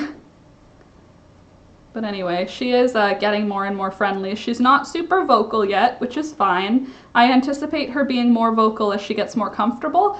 Like last night I came in here and she was sleeping underneath my table here. Like this desk, she was just underneath it, sleeping. So that was good. I brought her, that was at like 2 in the morning. I woke up, I couldn't sleep. So I made myself a piece of toast and I got her a can of tuna and I sat with her over here, like where Thunder's bed is. So I just put a can of tuna on the ground for her here, or I put it in the bowl's not there anymore, put it in a little ceramic bowl that, just because I don't know, Thunder doesn't like to eat out of a can, so there. But anyway, so she sat there having her tuna and I sat there eating my piece of bread, my toast with butter, from like 2:30 until probably 3:30. So she did come into this room, and then after, when I went back to bed, she came into the bedroom, and then when I got up in the morning and left the bedroom, she jumped on the bed and hung out with Alex in the bed. So she is getting more friendly and she's getting more confident wandering around the house. So I'm happy about that. She's even gone downstairs a couple of times, which is fun because she's shy. She doesn't really explore that often. It's only like when everything's super quiet, she's feeling confident enough to explore. Who knows? I think she's pretty comfortable now though. She does let me hold her, it's just on demand she doesn't want me to, which is fine because, like, I don't know, cats don't want to be held, I get it. So anyway, that's what's up there. Oh, also, best to have a month or two of food in the house. My family and I buy a little extra every time we go shopping. That's a good idea. Dina, I am not at that point yet, but we do have quite a bit of like beans and rice and that sort of stuff stocked up. Ooh, something else. Since I got an incubator, which is about to be delivered here, it could actually be delivered during the stream. Since I got an incubator for the eggs, the chicken eggs, I'm gonna have to empty this terrarium, because initially when I got this terrarium for a dozen eggs, I traded the seller a dozen eggs for that, and initially when I got that terrarium, I thought it was going to be for baby birds eventually, and then I kind of lost hope in that idea when I decided like maybe I won't do that, but now I want to again. Oh yes, but I want to have baby birds again now. And Alex has approved the decision. He said we can do it. So since he said I'm allowed to incubate eggs, I need somewhere for the baby chickens to go. Once they hatch, they're gonna go in here. So I have to empty this terrarium in the next 3 weeks, because it's like 19 days for baby chicks, which is almost 3 weeks. So in the next 2 weeks, I have to empty that terrarium and get it set up to accept some baby birds with a heat lamp and all that fun stuff. I don't know if I'm going to put it right here because it'll probably be loud during the streams, but Alex has approved me incubating some of our chickens' eggs, so I'm going to do it, and that's that. And I'm super happy about it, I'm gonna be honest. I think that I got so excited about the kittens coming that I didn't care about having birds, because I was like, we're having kittens, it's gonna be great, baby animals to care for. But now that it's looking less and less like there are going to be kittens, I have to find my own baby animals. You and me both. Rice, beans, flour, butter, all the basics will last me months and months. My mom is like that with butter and all the basics. She has like flour and butter. Well, I guess for normal people they would last months, but she also does a lot of baking for her business, so I guess they don't last for months with her. But she has all, whenever I go there and it's like, go into the freezer and get a pre-made dinner that she made. She makes like lasagna or something, so she'll be like, get a lasagna. And when I go in there, it's like full of butter, where you're like, what do you need this much butter for? But when it goes on sale for like $2.69, you gotta buy more because normally they're like $4 now. Hey there, Lori. Oh, by the way, friends, if you're showing up after, if you didn't hear me say it, don't forget to like the video. It helps the channel and I would really appreciate it. Whatever happened to your little lizard you hatched? Helen? He died. I don't know how, but I do know when. So he was fine, went to bed, he was fine. In the morning, he was fine. And then in the afternoon, I went to go change his water, and he was dead in his water. The heat lamp was still on, the lid was still closed, he still had food in the tank, like there were still fruit flies crawling around, and the temperature of the tank, the humidity of the tank, everything was fine. All the plants were still fine in there. So I don't know what happened. But when I went to go take his water dish out to fill it up with new water, when I took it out, he was in there and he was belly up, and he must have died between the morning and then, because in the morning when I turned his light on, he was there fine. Like he would come out in the morning like, it's daytime now. Like he was, I don't know. So I don't know what could have happened. And like literally anything could have happened because he was 1 inch long, like with his tail. He was a very small little dude. But I don't know. Maybe like could a draft have hit him and then it just knocked him out because he was so small and like cold-blooded. And then knocked him out and then he fell in the water and drowned? Maybe. Could a spider have bit him or a centipede? Maybe. Could he have... Well, he couldn't have starved to death because I watched him eat every day. So I know he didn't stop small. He was so small, not surprised. That's, yeah, what everything online said. We did not have a setup to breed green or brown anoles. And like when people are breeding them, they're like in a heated space for them.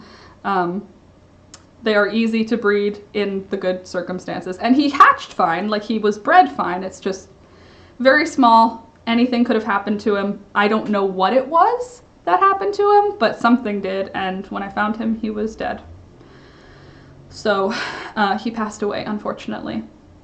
But I am going to keep my eyes peeled every time I get a tropical plant now. It's so sad. Yeah, it was sad. It was honestly, it was kind of like I knew it was a high possibility that he wasn't gonna live, but it was still a bummer. Like I wanted to like make him a terrarium home of extravagance and just have him like be like a plant, like a pet to my plants. Like he would be there to eat fungus gnats and live a happy life. Although we did have to bring in fruit flies into the house for him. And he loved those. They were so big for his mouth though, like a fruit fly. Think about how small a fruit fly was. It would take his whole mouth to fit a fruit fly in. Like his whole mouth was totally full. Things all chicken and butter. 7 pounds, 12 cake mixes is a joke. I need fresh milk, eggs, and fruit. Yes. So, yeah, we're gonna have to empty this terrarium.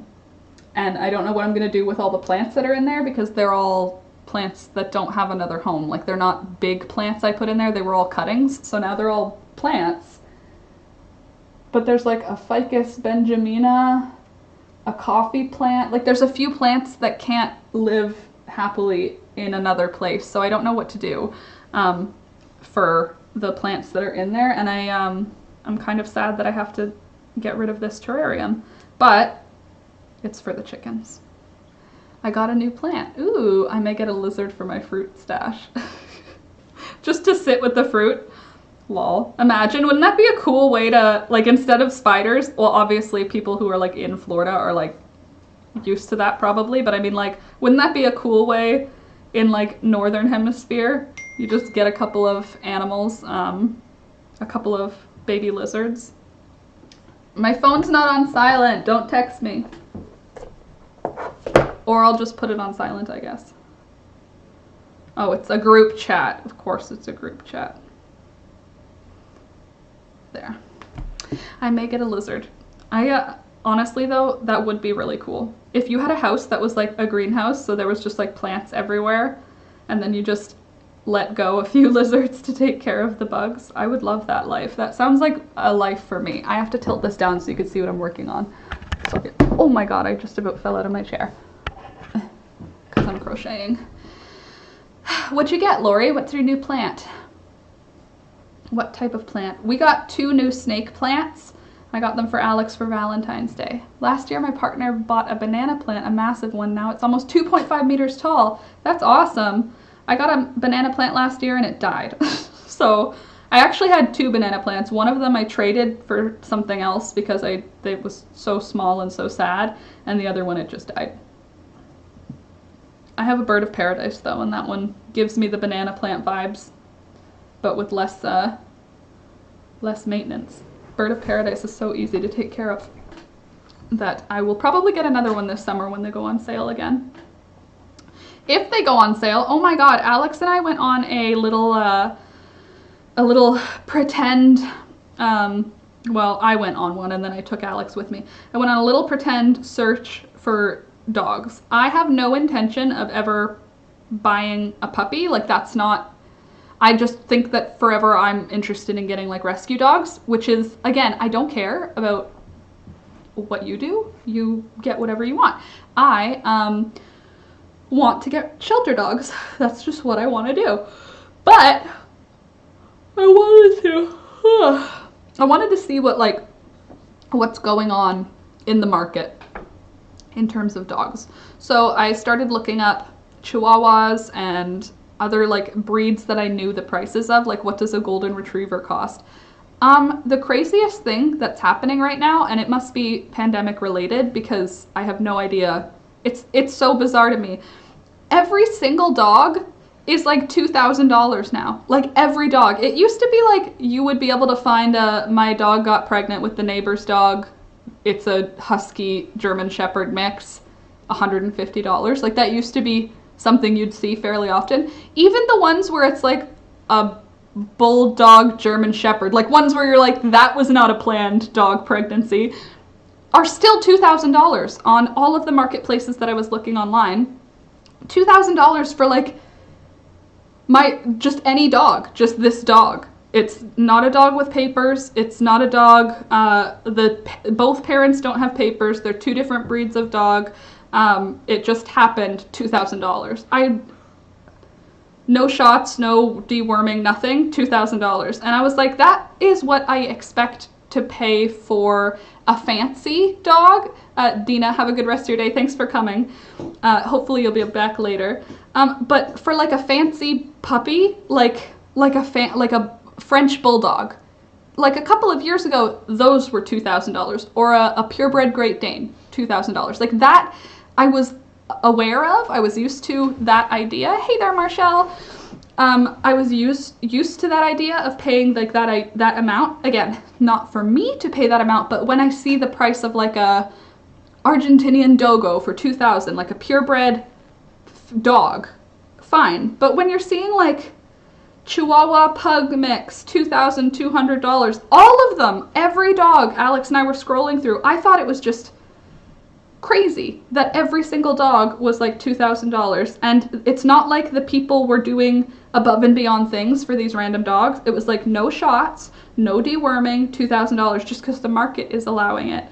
But it didn't used to be that way. It used to be like if you were getting a dog that was like a beagle, random beagle breed, like hunting dog, had puppies, like you could get that for $150 because you were getting just a random dog. But I don't know how anyone can afford to like do that now for every single type of dog. Like, and then you go to a shelter and they're between $250 and $350 to adopt a dog.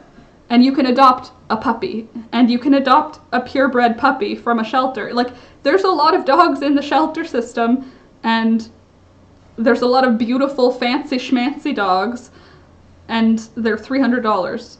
So why would you go get one from not even a breeder who's doing it to keep the dog healthy? It's not like you're saying, like, you can't even use the argument of like, well, it's going to be healthier because it's from a reputable breeder where they're making sure to breed out hip dysplasia and like brain aneurysms. It's not like that. These are like Kijiji or like Craigslist backyard dog breeders. Like, they're not actual dog breeders. So it's not like you're getting any assurance by buying a puppy from them. So why don't you just get one from a shelter? You have the same genetic naivete, genetic ignorance. You know what I mean? Like, you have no idea what you're getting from a shelter dog's genetics in terms of its hip dysplasia.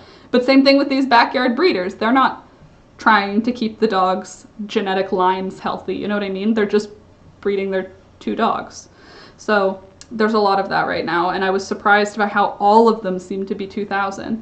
Now they call them chugs, so they're a designer dog. They're ugly. No offense if you have a chug. I'm sure it's a lovely dog, but they're ugly. I chewed out once when asking if a dog came with papers for the price being asked, and boy, they let me have it. So I said, well then, Do the parents have papers then? And again, basically told where to go. Usually from the shelter they come spayed or neutered. Totally, they have to, Candace. Either they're on a spay or neuter agreement, or they're already spayed or neutered. So you know you're not contributing to anything, you know? You don't have to worry about your dog getting... Also, yeah, you're saving a ton of money on not having to do those initial vet bills. And if you get an older dog, 2, 3, that needs some kind of work, like dental work, they do it before they adopt them out. So you're getting a dog that's like ready to go. I don't know. I was surprised in like a sad way. Like, oh no, with all the prices like this, there's going to be more people who are just going to get their dogs pregnant. Like, make their dogs have puppies, which is not great. They do that a lot with Bengals, I saw online too. It's a lot of like, half Bengal, and you're like, okay, but like, they would say like, Bengal hybrid. No, you got your Bengal cat pregnant with another cat. Like, it's not though. You're not a Bengal breeder. You can't sell that animal for $2,200 when it's not like it's like false selling, false advertisement. So there's that. That's what's going on with my searches. So I was talking earlier about my avocado dye because I finished my avocado dye first exhaust bath and second exhaust bath. I have one more bath to do before I'm going to throw out the actual dye. And my yarn came out really pretty with the avocado seeds. So I'm pretty happy about that. That made me very excited about the cardigan that I'm going to design for it to go with it. Oh, also, since some of the regulars are here now, friends, I have a whole page that I made in my bullet journal. We had a Bengal breeder who came to the vet I worked in, and oh, her kittens were gorgeous. An actual Bengal breeder who breeds beautiful Bengal kittens. They are gorgeous. But like, and it's fine. A tabby cat bred with a Bengal is gonna make gorgeous kittens too, but you can't sell them as a Bengal. I always felt weird with breeders. It's a bit strange to do a business selling alive things. Well, selling alive things that you forced to make the alive things, it's not like you're selling babies that just happened and they're not gonna be like a food.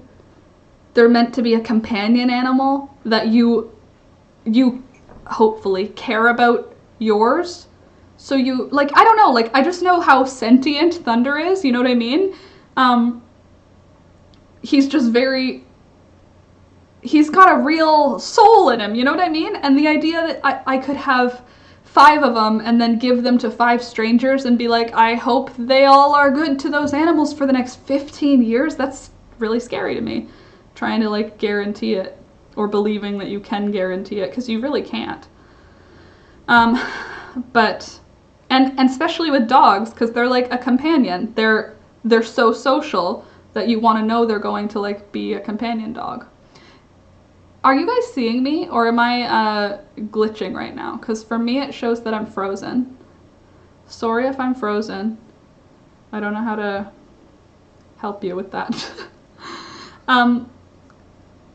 What was I gonna say? Oh yeah, not frozen. Okay, good. I have something to say. So for you guys, I can see you fine. Good. I made a bullet journal spread. I'm gonna show it to you because I like it. I made a bullet journal spread where I want you guys to give me some suggestions for video ideas. See, it says live stream video suggestions. And Antoinette has already said darning socks. And she sent me a sock darner. A darning egg. A darning egg is what it's called. The plant is a false Aurelia. What's that? I see you. False Aurelia. Let's search that. False Aurelia. Ooh, that's weird. That's a weird looking plant. It gives me cannabis vibes. It's a Schefflera. Huh. Yeah, it gives me cannabis vibes. It's pretty though. Is it the purple kind or the green kind that you got? because there's 2 different colors. I like that purple one. Pretty. Sweater repair. Sweater repair. What would need to be repaired, Dawn, in a sweater? What do you mean? So I want suggestions for March ideas for videos. So one of the videos, it does look like weed, yeah. So one of the videos that's for sure is how to dye yarn again for avocados, but this time, look at my pretty, it looks so brown in the camera, but I swear it's pink. Anyway, this is the yarn I dyed. It's like a really pretty sort of mauvey pink, and I filmed the video and it's almost edited, so that's gonna be the first week of March. And then I like the idea of sock darning. That's another good video that I can do like in a day type thing, like film in a day. Dark green with a purple hue, cool. It looks pink, well good, it is pink. So sock darning, I wanna write down my avocado dye, and then I'll have it written. Avo dye. What are you gonna make with that? A cardigan, like a big chunky cozy cardigan. Worn elbows or stains or little holes. I've never had worn elbows in a sweater. Is that a thing that really does happen? Because I see those patches and I love how they look, those elbow patches, but I've never had that happen to me. That's a ton of yarn, looks beige to me. Well, it's 4 skeins at 241 meters each. So 1,000 meters is what I have right now, and I need probably 1 more skein, maybe 2 more skeins. Hey Nikki, good afternoon. Hey beautiful friend, sorry I'm late, that's okay. 1 hour or 1 day crochet projects or something for St. Patty's. Ooh, for St. Patty's. What? Hey Alex, yeah. Would you let Thunder outside? Sure. He's looking at me with a sad noise. Read up a bit for idea. Is there a way to make a cover for your armrest on your chair as they get worn and unsightly? Well, Thunder. Thunder. Thunder. Probably. Oh. Come on. I don't know. Come. Okay, so avocado dye and sock darning, those are 2 good projects that are littler ones, and then one of the projects is going to be the cardigan, so I'll write that one down too.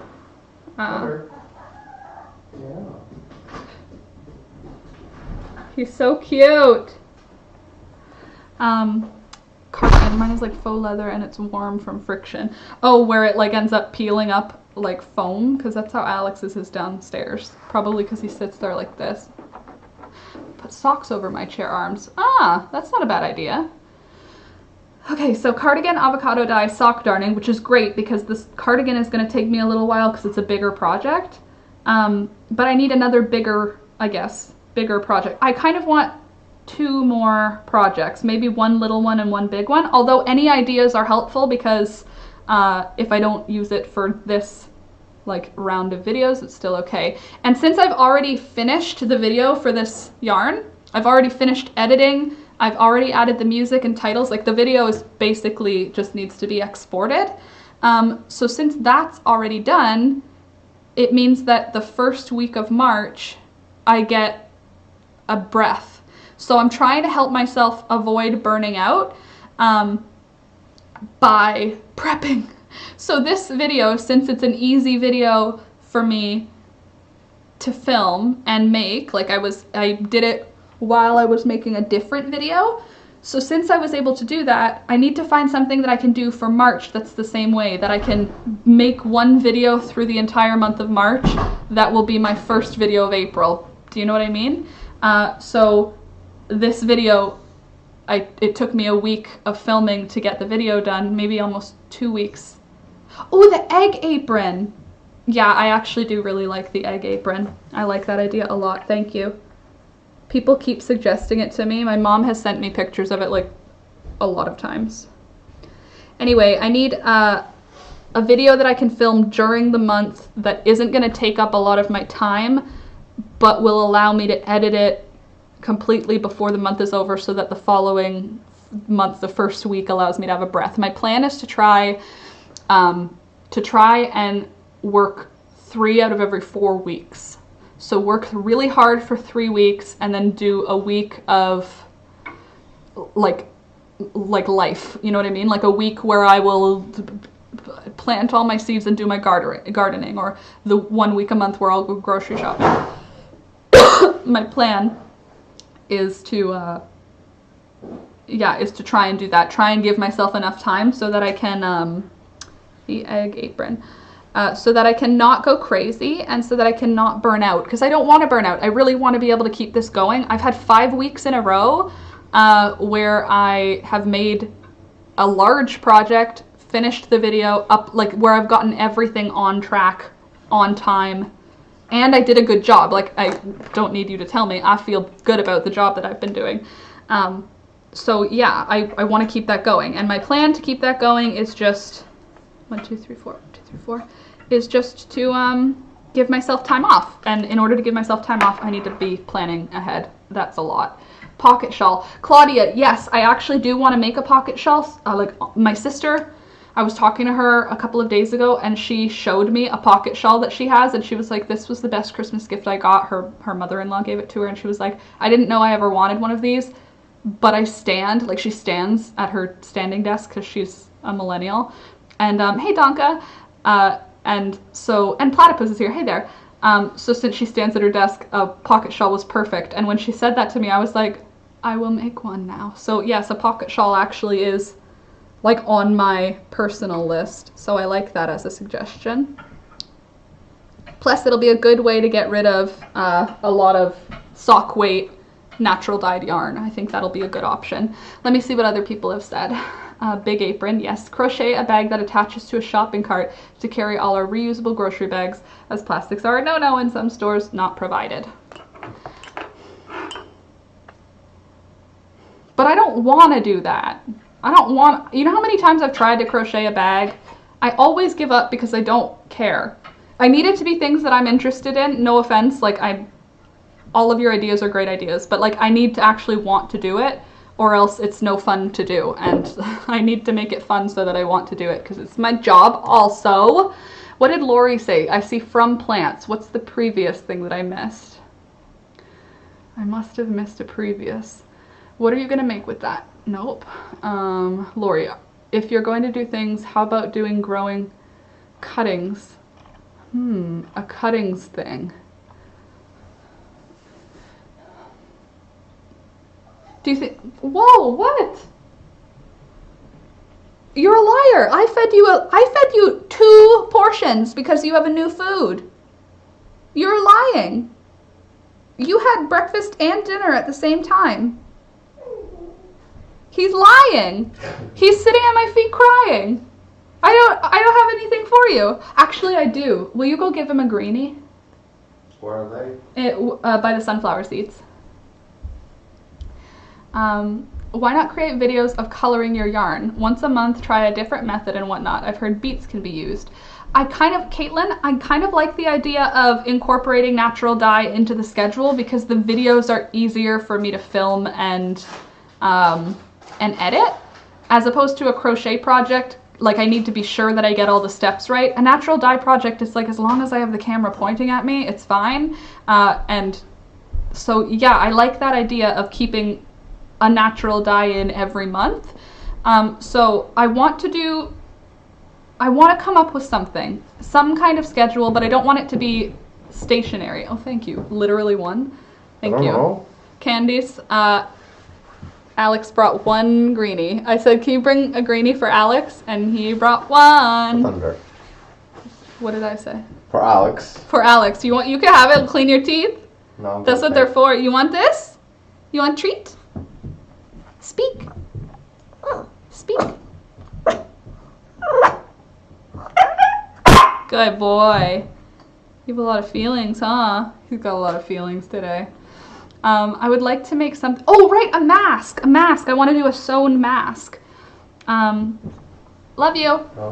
Okay, so I have the crochet stuff, egg apron, pocket shawl, cardigan, and then the sewing stuff, sock darning, and what did I just say? Masks with no seam. the new masks. And then I also want to do a dress. I know I told you guys that. Not that that's going to necessarily happen like right away, but I still want to have it on my list. 1, 2, 3. Because I did find the pattern that I want to use, or that I think I want to use. Okay, masks, dress for sewing. What else do we see? Seeds starting the garden. Well, I don't know. Okay, here's what I wanted to say to you, Lori. Well, to anyone, but your comments bring me to the point. So with the direction the channel is headed, right now I've been doing a lot of crochet, right? 5 crochet videos in 5 weeks so far, which is great. But my mail just got here, I think. But I want to expand the channel so that it's not just about crochet, right? So, Thunder, enough. So adding natural dye in, great. I don't know, do you think plants is too far of a stretch though? Like if you came here and subscribed because you like crochet videos, I feel like natural dyeing isn't too far of a stretch. Do you know what I mean? And so I feel like you would stick around possibly if you clicked on a channel because you were liking crochet and then you found out they did natural dye, you'd watch the natural dye maybe. Whereas if I followed a channel for crochet and then they had plant content, I don't know, like the people that I watch their plant content, I don't think I would watch if they were doing how to build a shelf, you know what I mean? Even if it was a shelf that they were gonna hang on the wall and put plants on. That's not who I'm watching them for. I'm watching them for plant content. Do you know what I mean? So I don't know. I don't know if, I don't know what stretch is too far for it to not be good for the core audience. Like I want people to, plants is never too far of a stretch. Even gardening and chickens. Yep, I get it. Okay. But what do you think, Lori? Like if you went to a crocheter or one of your plant people that you watch and they were doing not plants, you know what I mean? Or like if you went to one of your crochet people and they were doing how to do macrame, would you stick around for that? Maybe. But if you were somebody who's cruising through looking for a crochet teacher and then the first video you see about me is a plant video, you might scroll past and then never see me again. You know what I mean? But I also don't want to be exclusively crochet because I'm not exclusively crochet. But I also love plants. But then I'm like, do I want to monetize the plants and put them in videos and make it like part of the thing? I could. I don't know how much I'm gonna, like, I don't know if that'll affect how I feel about the plants. But I let you guys see them and I guess that's part of the YouTube channel, right? I don't know. I just have mixed feelings about it. Plants are definitely part of who you are, but yes, I get that. They are part of who I am. And I mean, like, how can I incorporate sewing, crochet, yarn, whatnot? How can I incorporate that into a plant-related content? So like, if I did a video, for example, on how to do cuttings of Oxalis triangularis in order to clone your plant, fun video, would it tie in, would this be a good idea to go in with it?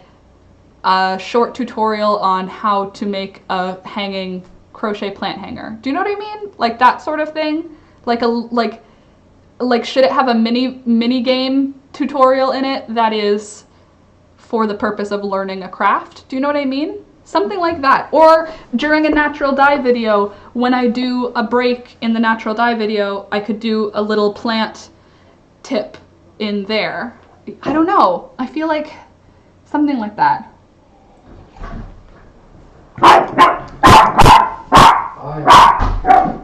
What you got there? I just refilled my medicine. Oh, I thought it was going to be my Amazon delivery. No. I think I'll watch crocheting, knitting, and sewing on the same channel. Me too. Crocheting, knitting, and sewing. And I think crochet and natural dye is fine. But I don't know how far, like, because I wouldn't watch my hand sewing people if they were doing, I can't think of a mix. Like what, like my hand sewing people, maybe I would watch them for weaving.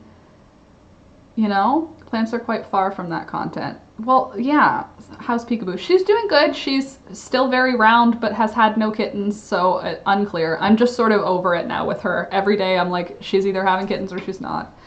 I think I will watch Crochet and Knitting from the same channel, agree. Maybe dye natural dye fabrics as you plan hand sewing. Yeah. But you're right, I am called Last Minute Laura, which allows me to do more on the channel. I just mean in general, like I'm having a lot of people join the channel lately, right? And I don't want to be pushing away new people, and I don't want to be hiding myself from people that I'm normally like the right channel for, you know? So I like the idea of the plants because I do love plants and I love interacting with them and playing with them, and I am happy to talk about them. But I have to find a way to incorporate them in a meaningful way. So I think maybe it'll be plants will have to be part of another video, like how they're in the intros of my videos. I could do like how to crochet a hanging basket for a 10-inch pot featuring how to propagate Oxalis triangularis. You know what I mean? Like something like that. Okay, so you need to get her checked. If she has pyometria, it can cause fluid buildup. Okay, well, she has to get a check anyway because there's no kittens, which means now she can be vaccinated. The 28 people that are watching Laura, please hit the like button. Yeah, Claudia, I agree. Don't forget to hit the like button, friends. I don't crochet all the time. I watch you because I like who you are. Thanks, Kathy, and you can do anything and I'll watch you. Thanks, Kathy, I appreciate that. I watched you a while back when there was a lot of chicken talk. I don't mind. I love them, but I prefer crafts and making. There will be more chicken talk because I just bought an incubator. I'm going to incubate a few eggs. You could do a plant tour. Maybe a yarn and plant tour, because my yarn ends up staying in here too. Or something like that. Or like a look at all the sweaters I've made and look at my plants. You know what I mean? I never would have thought of hand dyeing yarn if it wasn't for your videos. Thank you for that. I haven't done it yet, but I plan to. Well, you're welcome for that. And also that makes me really happy that you're going to do it because it's a really fun thing. Hand dyeing yarn, natural dye, or food coloring dye even. Hello? What do you want? I don't have any food here. Do you want to come sit with me? Come on up, jump, come on, let's go. Up. You're such a scam artist. How my hens and chicks? Your hen, I will grab them. They're doing great. They're doing A-okay. I replanted them a couple of months ago now, or a month maybe ago now. Here they are. Nikki's hens and chicks. Looking very good. You little thick boy, huh? You little thick boy. How about the plants you use for dyeing? Well, the plants I use for dyeing are, it's not necessarily a whole video, you know? It's each video is a different thing for dyeing. I don't know how to explain what I'm trying to say. I know what I mean. Like if I sat down with the stuff I use for dyeing, it would be like a very random group of items. And it's not plants, like it's not my plants, you know? It's like onion skins. You hooked me on dyed yarn crochet content I discovered in the meantime. Well, I still want to do yarn dyeing. It's still on my list of things that I like to do. And it's a new video for natural dye is coming out in March. Just figure yourself out, dude. You're fine. Just lie down. Really? Almost falls off my lap. He just wants me to hold him like this, so he keeps acting dramatic until I put my arm there. And then he'll just go to sleep. You're so dramatic. You're dramatic. How do you keep them indoors? Mine only worked in my garden. It's much warmer here though. How do I keep my plants indoors? That's the only place I can keep them in the winter. It's very cold out. Need to go now. Bye, lovely to chat with you all. Bye, Luz. Thanks for coming. Have a good rest of your day. So my indoor plants are facing a northwest. Yeah, a northwest window. So they get a lot of sun for a lot of the day. He's missing someone. Oh, yeah. You missing your buddy? Somebody to cuddle with during the day? You have nobody to cuddle with, huh? Oh, I didn't think of that. My baby. Hi, baby. Hi. You missing your CJ? You miss your kitty? Yeah. Yeah. Yeah, totally. I have so much yarn, I need ideas. I have so many ideas, I just need yarn. 1, 2, 3. So plants indoors, they're up against a bright window, that's how. I'm not really great at them. Like right now I have pests, I have thrips and spider mites on a couple of my plants, a lot of my plants, I'm gonna be honest. And it's frustrating. So I can't say that I'm any expert at keeping them healthy, but the sunlight is keeping them alive. Dog sweater. Another dog sweater? I'll do as many dog sweaters as you guys want to see. Another one? What do you want me to do different? What can I do to make a dog sweater more interesting? He's so dang cute. Sending hugs and kisses. Thanks, Nikki. 1, 2, 3. He's pretty stinking cute, gotta say. Hens and chicks plants need a lot of sun and good drainage. Mine has no drainage, but it is sitting in rocks. So it doesn't matter that the pot has no drainage hole because there's like no soil in there. What fiber do you recommend for dogs? I use wool for everything. I don't know. I mean, probably something that you can wash easily, but I just treat wool gently, but still I'll wash it if it's dirty. You know what I mean? So I use wool for a lot of things because I really like wool, and I have a lot of wool. Laura, I couldn't dimension cardigan. What do you mean? I couldn't dimension cardigan. I don't know what do you mean? What was I trying to say? Oh, I still need ideas though. Sewing ideas. Oops, I couldn't do the cardigan. Could you do a men's cardigan? A men's cardigan? Alex, do you want a cardigan? Yeah. Yeah. What Senior CJ was wearing on the live stream? Was it crocheted? Yes, it was a crocheted. It was just one of my dog sweaters. It just fit him because Thunder is small. Summer thrips are little tiny black bugs. They're like so small. They're like smaller than a mite. They're just a very little bug, and they eat leaves, but they do it so slowly that you don't notice until it's been really damaged, and they're very frustrating. And the babies and the eggs are translucent, so you can't see them until they're a black adult thrips, which is the plural and singular thrips. So you can't see them until they're adults, and by the time they're adults, they've already eaten a whole bunch of whatever they're eating. So they just damage plants. They cause this like dry spot that kind of looks like the plant had water on it that dried out, like and got sunburned. It looks similar to that. So you see this thing happen, and you're like, oh, my plant just wants some more water. I'll just give it extra water, and then it doesn't get better, and then you give it more water and then it drowns. So thrips, it's just a bug, but you can't get rid of them without like killing the whole system. So you have to kill the adults and the larva and the eggs.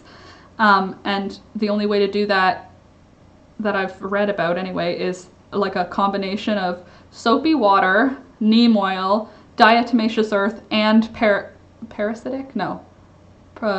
predator mites. Like you literally, there's no way away from them without doing like an entire war, which I'm not looking forward to. However, they're less prolific in the summer on indoor plants because in the summer there's a lot of like predatory mites that live, so they'll just make their way into your house and eat them. But in the wintertime, thrips thrive when the other predator bugs are not around. Hey there, Nerman. Louisa, they are evil. Indeed, they are. A hat with ear flaps. A hat with ear flaps. I guess Alex could have a hat with ear flaps. It's not a bad idea. Something other than scarves, cowls, blankets, hats, ponchos, bags. Any ideas? Pretty much other than those things, I don't have any ideas, right? Like a hat with ear flaps, but like winter's almost over, so I don't want to make hats. Oh, is there a dog? Yes, there is, Nerman. This is Thunder. So I don't want to make any more fingerless gloves. I don't really want to make any hats. I don't want to make scarves or cowls. Pretty much what you said there, Dawn. Something other than scarves, cowls, blankets, hats, ponchos, or bags, or fingerless gloves. Is that everything? I think that's everything that I don't want to make. So things that I do want to make. The egg apron, yes. A pocket shawl, yes. A cardigan, yes. A crocheted coaster set. A coaster set for like what? Like granny squares? Little granny squares? For coasters, Laura. As a coaster, I understand now. Is that something you would want? Do you want me to do that? Like, on top of it being a fun idea to do, I also want it to be a useful idea, you know?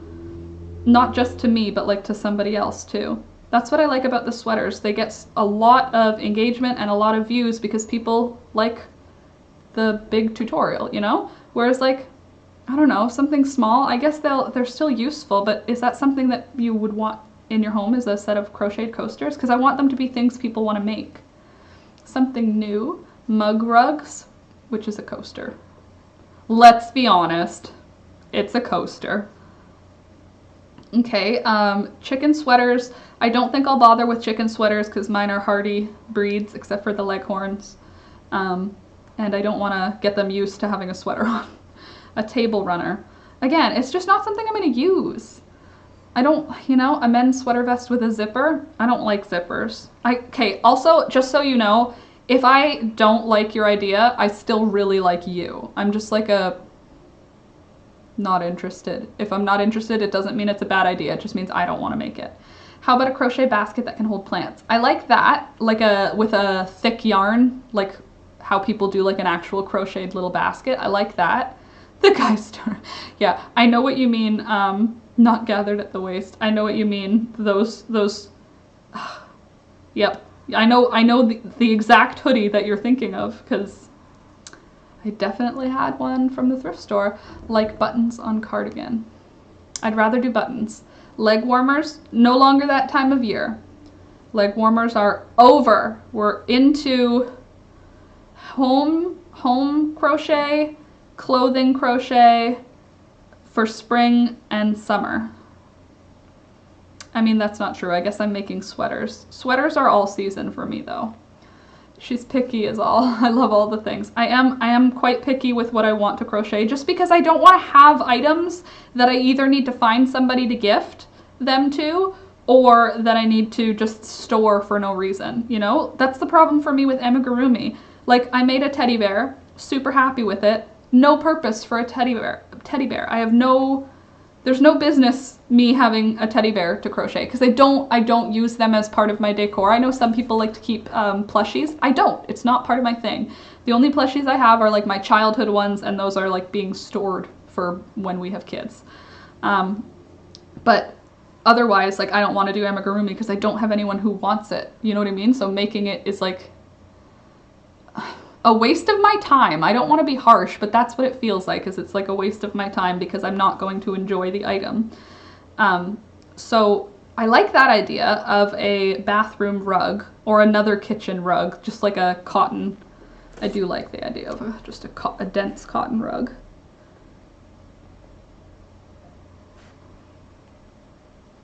Do I have any cotton? I must. I understand. That's why I don't like making things for other people, because I don't like making it. I don't want to do it. Yeah, if I don't want it, I don't want to make it. Yeah. Bathing suit cover up. Like a lacy shawl, I could do that, yeah.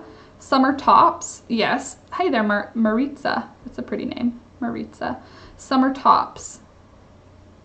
Yeah, I can do that. Are you ambidextrous? No, I just learned to crochet backwards. So I end up crocheting right-handed, even though I'm a left-handed person. A book cover? No. Not because it's not a good idea, I just don't want one. Okay, let me think of things I actually want. I like the rug because I want one. Beach cover-up, unlikely to ever actually use, and I don't have anyone who would use it. So I could do a triangle shawl again, which is kind of that couture dog outfits. Couture dog outfits. Do you want to be dressed in couture? Are you an couture dog? He's like, please don't talk to me. chicken sweaters. I don't want to do chicken sweaters because they're going to like them or I'm going to like them and they'll hate them. I don't know. More long lacy cardigan for a swimsuit cover-up. Oh, that'd be cool. A long lacy cardigan. Like almost like a madame, what are they called? Madam? A madam jacket? What are they called? Like a kimono, but made of lace, crochet. That might be cool. Hand towels. I do need to make more dishcloths. Just one so we can see one run around in them. A duster. I do like cloths. Because that's how I'll do my stitch tutorials, right? Cloths. Oh, no E. Sorry. Cloths. Shawl. I suggested a sweater wrap earlier. This kind of is going to be a sweater wrap. So I know I'm calling it a bolero, but that's because I needed a word that sounded cute. A madame's jacket. Is it madam or madame? I don't know. I know my older sister, whenever I wear this one, kaftan? Is that kaftan? Kaftan? Man, I'm not fashionable, but I know my sister says I look like a madame? Madam. Looks like a madam. Could you do a tutorial on how to use changing color yarn to create pictures or designs? Yes. A ruffled apron. Well, I can add ruffles to the egg apron. Crocheted sleeveless dress. I don't like wearing anything sleeveless.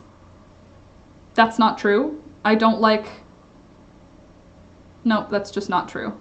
In my head, that was true when I said it, but as soon as I said it out loud, I was like, that's not true. Different washcloths, each with a different stitch. Yes, I want to do that for my stitch tutorials, is a dishcloth, so that there is like a benefit to learning the stitch. You get a dishcloth out of it. So I like the dishcloth. I like how to change colors. So that would be like a color block, I guess, or pixel art.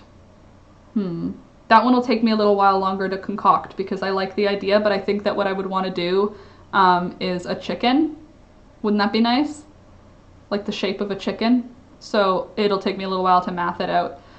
Changing yarn is frustrating, isn't it, Dawn? I don't find it so bad anymore. As long as I'm doing a regular stitch, like half double crochet, single crochet, double crochet, something like that, where I can cover the yarn with the stitch, I'm fine with it, but I don't like doing it on stitches that are lacy. Like if I had to change colors on this, it'd be irritating. What about baskets? Somebody said baskets and I didn't write it down, so yes, I like basket. Lori did, I think. Baskets for plants. I like that idea. And look, I even drew a basket holding a plant. See? Do you like my plant drawings? They're all based on real plants. I love just dishcloths, do them all the time. My family loves them. Everyone loves them. Handmade dishcloths are among the coolest of things. I'm sorry, Thunder. I know it's so frustrating. I keep moving my hands. Anything else sewing? Do my mittens. Nope. Thanks, no thanks. 1, 2, 3, but enjoy. You'll enjoy them once you're done, Dawn. 1, 2, 3. What about sewing projects or natural dye? What colors do you guys want to see next? 1, 2, 3. 1, 2, 3. I do love this pattern. It really comes out really cute. 1, 2, 3. Bags. Pony pouches. Lol. 1, 2, 3. What other 1, 2, 3. What other lockdown things are helpful? What is a helpful thing that's useful when you're at home? When you're stuck at home? 1, 2, 3. You know, like, what are you doing at your desk? You're eating your lunch at your desk, you're working from your desk, you're sitting on a chair all day or standing all day. I'm trying to think like people who are working from home now. What is that? What needs does that create? Be right back. Sounds good. Fabric or crocheted pillow covers. Pillow covers is a nice idea. You know something else I've been thinking, Nancy, that's on my back burner list is like the equivalent of a beanbag chair You know, like just like those big, huge hacky sack chairs that are just except a crocheted giant pillow stuffed with stuffing. Because I have like a lot of pillows that need to be retired, like probably 5 different bed pillows that are ready to be replaced. And I haven't got my pillows that I got for Christmas. I just keep leaving them at my mom's house. So I have new pillows, so I can use the stuffing from those old pillows to stuff this giant, 1, 2, 3, this giant floor pillow idea. I kind of like the idea, like a giant dog bed, but also people can sit on it. Slippers, socks, and my down comforter, true. I do wear my slippers a lot now. I guess slippers are still useful. A pet bed. Yes, a pet bed is a good idea, sewn or crochet. I kind of want to do a sewn one just because I don't have that on, like it would be fairly quick. Dog bed. And also, let's go. Always good. Always good to have new dog beds. Thunder loves a good dog bed. Can't you tell? I am a dog bed now. Granny square onesie. Granny square other things. What other granny square things could I do? 1, 2, 3. Those onesies are weird. Why would I want a footed outfit made of crochet? That's a lot. 1, 2, 3. A love sack would take forever. Yes. Yes, probably. 1, 2, 3. Not really though, right? It'd be like 2 blankets. It'd be like making 2 blankets. Could be stuffed with pillow stuffing. Totally. 1, 2, 3. A cocoon granny sweater. Ooh, sorry, my brain had to remember what that was. But that's a nice idea, the cocoon ones. Cocoon any sweater. That's how I made my first sweater, was the cocoon style. I don't know if that's what I was calling it then. I think I called it something else, but that chicken granny square cardigan. I think I'm gonna do the chicken sweater as its own standalone sweater. But for granny squares,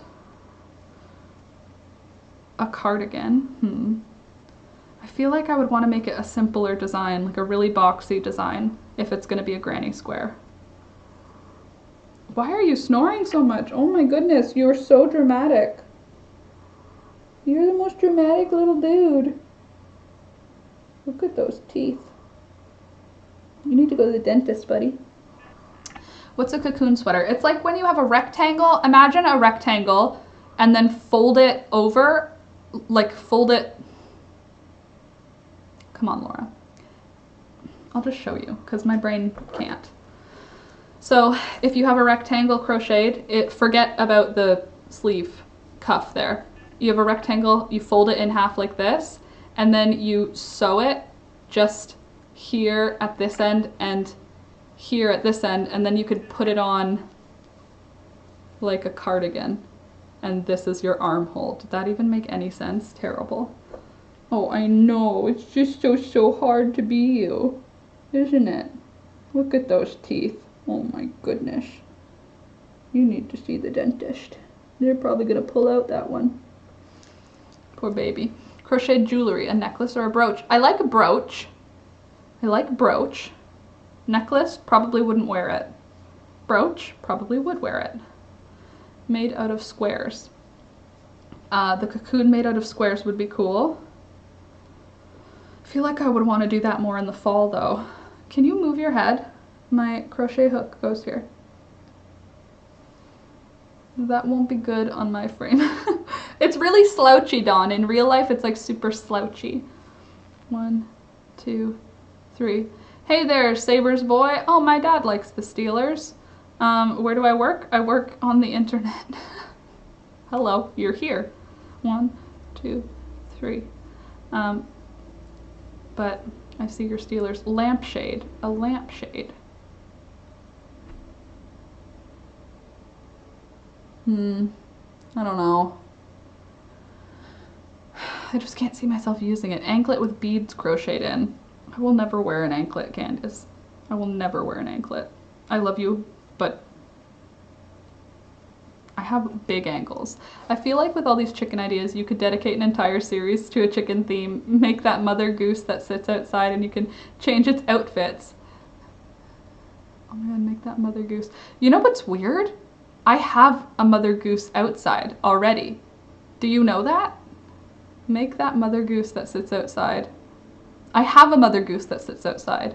It's like a ceramic, like I found it in like underneath brush at the edge of our forest. But it's like a garden decoration of a, not glass, it's like ceramic. It's a mother goose. I have one. That's not a bad idea. A cat cave. I didn't see that. Where did Dawn say that? I missed that. I like a cat cave. But that I'm putting that with dog bed, I think. I saw a lamp with a sweater cozy. That's cute. I think I'll put dog bed and cat bed as the same energy. 1, 2, 3. Crocheted earrings. The idea is nice, but I don't want them. I'm such like a loser. I'm sorry, guys. I just don't want to make things that I don't want. They're good ideas, so please don't be offended if I don't want your idea. It's not you. It's just I'm being picky, but just anyway. Please do a cat cave. I like the ones that I've seen people do with like a long sleeve t-shirt with the like wire frame. That's cool. Egg and teapot cozy. An egg cozy. So cute. A teapot cozy? I tried to do that. I've never used it as a teapot cozy.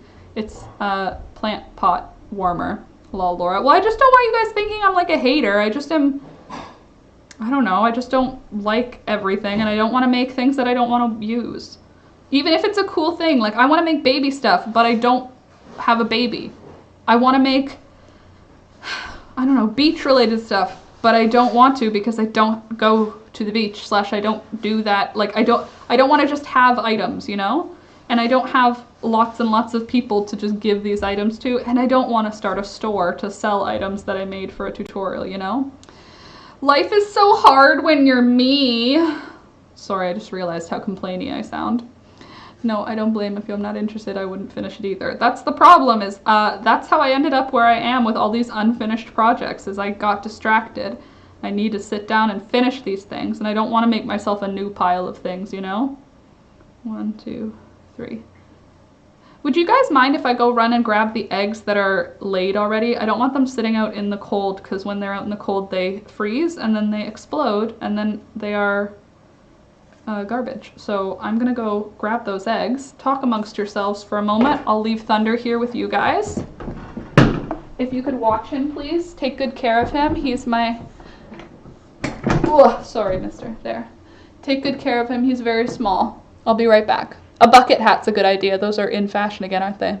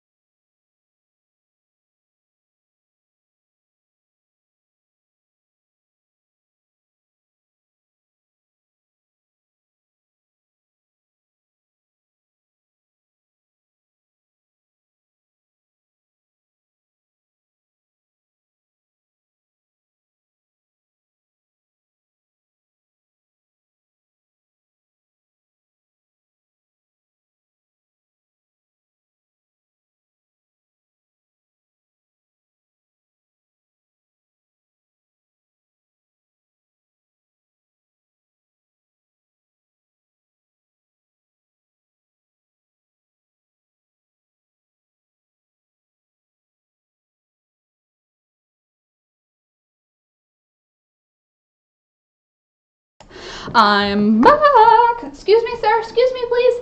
Excuse me. Excuse me, please. Excuse me. Excuse me.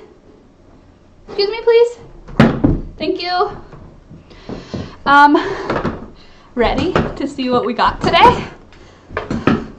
Because spring is coming. I can confirm that spring is coming. Whoops. Let me show you. Look at all these eggies. So this is the one I'm gonna be keeping, I think, from Marshmallow. And I've got a few really pretty ones.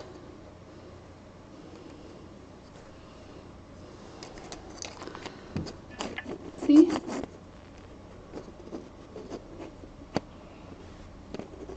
So pretty. So these are my eggs. That some of them are going to end up as chickens. Probably. And I have to just pick out which eggs are gonna go into the incubator. I'm actually very excited to do that. So eggs that are gonna go into the incubator, I think, are this one, which is Sunflower's egg, this one, which is Marshmallow's egg, this one, which is Marigold's egg, and this one, which looks like Sunflower's egg. I'm gonna try and explain or show you what I mean when I say they're almost pink. The middle one is like a warm sort of, I'm trying to like show it so you can see, but this one's like almost pink. It's not quite pink, but it's somewhere, it's got some other color going on. Write the day you collected them so you can keep track of them during incubation. These are today, so these ones are today eggs. So we got 3, 4, 5, 6, 7, 8. We got 9. That's a lot of eggs. 50 shades of eggs, but like actually though. But this one's so pretty. See how pretty the green blue is? It's like aqua. It's pretty. Can you do a video about different mordants? Yeah, why not? Sure. Is this got a crack? Unclear. Anyway, there's today's eggs. Only one colorful one today, that's okay. Hey there, Triple C, nice to see you. Don't make white eggs, colored eggs. Yeah, but the white eggs are a mix, because the boy is a colorful egg and the girl makes a white egg, so their baby would make a colorful egg. Like white will be diluted, will dilute the color of the colorful egg, like the blue or green. Anywho, hi, sorry I was gone. I'm back. I am here. 1, 2, 3. But you know what's not here? My incubator. It said it would be here within 3 hours, and it said that at 1. Well, it's been 3 hours. 1, 2, 3. 32-inch egg here on my end. 32-inch egg. What? Oh, haha, I understand. Because it's on your TV. That's funny. 2, 3. So, yeah.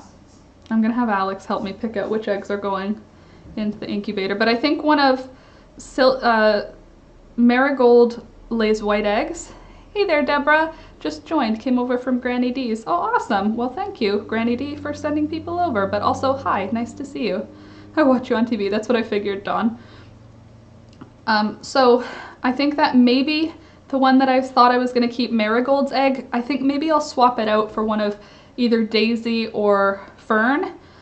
Just because I forgot. Marigold is a white Colombian rock or a Colombian white rock. I don't remember which one is her breed, but one of those two things. And she's fine, but she's like not particularly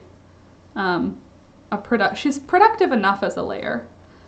But she's not as productive as like Daisy and Fern are. We got 3 white eggs today, which is Daisy, Fern, and Marigold. Sorry, I'm getting my names confused for some reason. And I think that Clover has started laying again because we're getting quite a few brown eggs. So that's exciting. Because I love when Clover lays eggs. Her eggs are so pretty. I can't wait for Diane's to be consistent. She's been laying eggs like every couple of days lately. But Diane is usually a very consistent layer. So I'm excited for summer to come. I love the color of Diane's eggs. One interesting thing to me is that Marshmallow's eggs, which are these really pretty green-blue ones, the shell on them is so hard. Every time that I've cracked one open, which is like, I don't know, a whole bunch, just pick the chickens with personality. Does that translate? Like, I'm sure it does somewhere, but like, does it actually translate genetically? Do mean roosters and mean chickens make mean babies? Like, is that a thing? Because I don't know. I don't know anything about breeding chickens, obviously. But I think that Marshmallow has a very gentle disposition. Baby, our rooster, is amazing. He's got such a good personality, such a silly disposition. He's very gentle, and he's gentle with the girls. He's not loud. He's like a perfect rooster. So, and he has colorful egg genes. Like, he's a blue egg laying. If he was a girl, he would lay blue eggs. He's a boy, so he doesn't lay eggs. But the babies that he sires will have blue egg gene injected in. So whatever girl I pick to go with him will have the infusion of blue into their baby's eggs. At least as far as we have been able to find out. Obviously, since he doesn't lay eggs, we can't be sure that he's gonna give us blue egg laying babies. But he does fit all of the like physical description for Americana roosters. Like he fits, he looks right for that. So he should give us colorful egg layers. I don't know if it's blue or green, but I would imagine blue based on his color. I'm back. I just shared my mom and daughter pups on Discord. Mom and daughter pups, I'm ready. Gotta check Discord. If you don't know what Discord is, you should join my Patreon. For $2 a month, you get to become part of the, oh my god, that's so cute. Candies, those are so cute. The macrame hanger cat holders. Sorry, what did you say you shared? Mom and daughter pups. Anywho, the Discord is like a private chat room that is just for us, just for our group of people, just for this community. Sorry if it looks like I'm not paying attention to you. It's because I'm not looking at you because I'm trying to figure out where Nikki put it in Discord. Unless, did you put it on your server? Nope. Live stream discussion? Nope. General? Nope. I'm not seeing it, Nikki. Anyway, like I was trying to say, I'm very like all over the place. Just ignore me in terms of that. Oh, pets and animals. That's probably where it is. Oh, babies. Look at these guys. Oh. Little wiener dogs. They're so cute. Very cute, Nikki. Very cute. So what I'm looking at is our Discord. It's a private chat room that's just for last minute Laura folk, which is all of you guys, everybody from the chat. A lot of people who are in the chat are already in the Discord. Now to join the Discord, you have to become a patron. It's $2 a month. You get access to that Discord, but you also get all of my patterns. Every design that I create, I come up with a bullet journal spread for it, and I post those with the written instructions that I followed onto Discord or onto Patreon for my patrons. So join patrons, join Patreon. It's $2 a month. That's like a cup of coffee to you, but to me, it's like my electricity bill or my hot water bill. So join if you can. If you can't, literally no pressure at all. I don't want you to do it if you can't do it. I also have an Amazon wish list, which lovely Antoinette sent me the darning egg from my wish list, and I just updated my wish list with a whole bunch of things for dogs, cats, and chickens. So check that out if you want to support in a way that is not through Patreon. Also, don't forget to like the video, comment on the video, subscribe, share the video. All those types of things are very helpful as well. there is my promo for today. Join Patreon, look at my Amazon wish list, or buy my art, or look in the description. The description of this video will have links to all of the different ways you can support the channel. There, that's what I've got for you. 1, 2, 3. Just don't make more of the commercial layers. Well, he's already not. He's not a commercial layer breed. He's like our rooster is already like from a completely different type of chicken. Good day. I hope you're all well and safe. Nice to catch you live, Laura. Hey there, Jay. How are you doing? How's your yarn dyeing going? You've been doing a lot of work for that festival or yarn show? Market? What's it called? But also, how's it going? I'm working on my sleeve for the new bolero. It's gonna be good. So here's my thoughts though. If he's a blue egg layer, if he's got the blue egg laying gene, then blue plus something like this should give us something like that. Cause see how this is like green? It's like blue, but there's like some green to it. It's from the brown that went in. So blue plus brown equals like a greenish blue. And if I add a brown in that's darker, I might get like a more olive. I don't know. I know I'm not supposed to wash the ones that go into the incubator, so I haven't. Oh, this is Clover. Clover did lay an egg today. It's very cold. I hope it's okay. Apparently, as long as it hasn't exploded, it's still a viable egg. I'm just trying to show you the spots on the egg. That's how I know it's Clover's. She lays a pale brown egg with like gray brown spots on it. Aren't they cool? Isn't that cool? It looks like a dinosaur egg to me. I mean, it is a dinosaur egg. Still cool. Sorry about my fingernails, just ignore them. So that's exciting. I do want to do the silver laced Wyandotte because she's so pretty, and so is our rooster, and I want to see what happens when you mix two beautiful birds together. I mean, let's hope I can get them to hatch first. Let's be honest. We have to get them to the point where they're going to hatch, right? And then we'll be on a whole other journey. 1, 2, 3. Although I am excited for that. Can't find Discord again, and boy, I can see them. Aren't they pretty? 1, 2, 3. Dawn, what do you mean you can't find Discord again? 1, 2, 3. For me, it's an app on my computer. Like I have to actually click an app. And on my phone. 1, 2, 3. Here's where we are with that sleeve, by the way. Looking pretty so far. And I think I'm gonna have enough yarn. Actually, I think I'm gonna have more than enough yarn, which is a good feeling. 2, 3. Do you guys want me to film the journey for the eggs to get from egg to chicken? Is that something you would find interesting? I don't know how I would incorporate it again into the content of this channel, but if you want a video on me trying to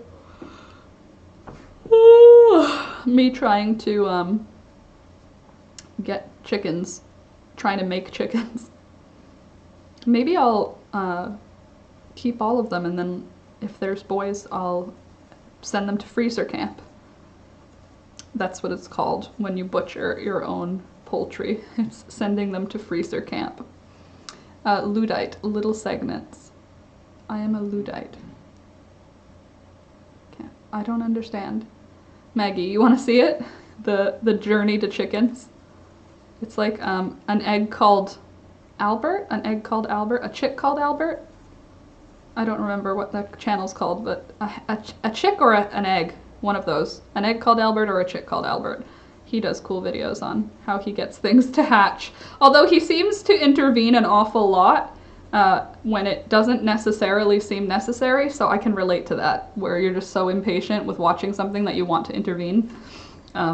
So he does that. Like, he has, the most recent video he had was he had a cracked egg. A chick called Albert? Okay. He had a cracked egg and he sealed it up with wax to see if he could hatch it with a crack in it. And he did. The end. A Luddite is a person who can't do tech. Oh, thank you. A new word. A Luddite. Did I say it right or is it Luddite? Luddite or Luddite? I like knowing a new word. A chick called Albert. Anyway, that guy's weird, but I like watching his videos. But also, it seems like he intervenes into things for his own fun, which I don't want that to be true about me, but it is. Gibbs on NCIS is a Luddite. Luddite. Luddite. Luddite. Luddite. Luddite. That isn't making it clear. Jay, I'm well. I've died about 8 or 9 kilograms. Oh my god, that's a lot of wool. 5 kilograms left to die. The wool show is on the 14th of March. Very excited. The Ides of March. I've got to get new labels and business cards and so much to do. And dye 5 kilograms of yarn. Jeez Louise. An office tour would be fun to watch. You could show your yarn and plants too. That's not a bad idea, an office tour, because then it could be quote unquote for the YouTube channel, you know what I mean? Like this is my office, but really you guys have already seen it, so I don't really know how I would show it off. But that's not a bad idea. A way to incorporate the plants would be a tour. Not a bad idea. 1, 2, 3. Hey there, Deborah. I didn't see you come in, but I see that Dina says hi, so I didn't see you come in, so I'll say hi too. Hi, Just Deborah. 1, 2, 3. Luddite. Thank you very much. Thank you. Appreciate it. So yeah. I don't know what I was just saying. I just went and got eggs, and that's as far as my brain is wanting to go today. I'm excited to show you the incubator when it comes in, so we can watch them grow together. Will you see if Brittany is blocked? Brittany on Discord? Let me see. I don't have anybody named Brittany in the Discord. And I haven't blocked anyone ever in this chat in terms of here. So no, nobody's blocked. I was just checking if she's in the live stream, if she's in the... Oh, hold on. Am I showing in the live? I feel like the last few lives my messages aren't being seen. No, they're not being seen. Okay, so let's see. Is there an area... I wonder why it would block you. Let's see. Just hold on. Live chat. We want the live chat, yeah. Live redirect. No, there's nothing in here that leads me to believe there's any blockage. Viewer, stream health, stream settings. Nope.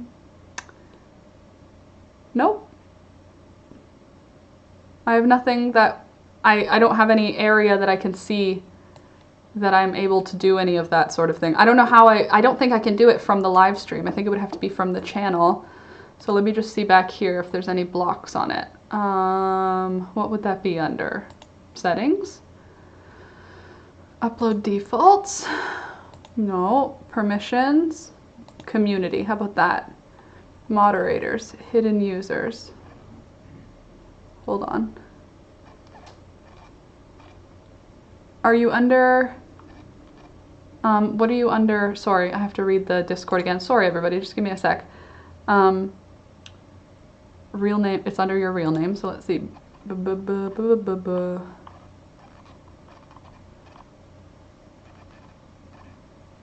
Holy moly, there are a lot of people blocked on here. Oh, I guess it's a lot of it is trolls. Yeah, you are blocked. Someone must have blocked you, but there's been 3 people blocked since you were blocked. So let me unblock you. That's so weird. Sorry. All right, you're good now. If you're in here. Got you back in. Got you back in. There we go. Sorry, I type with one hand like a... Oh no, I exited out of the stream. Urgh.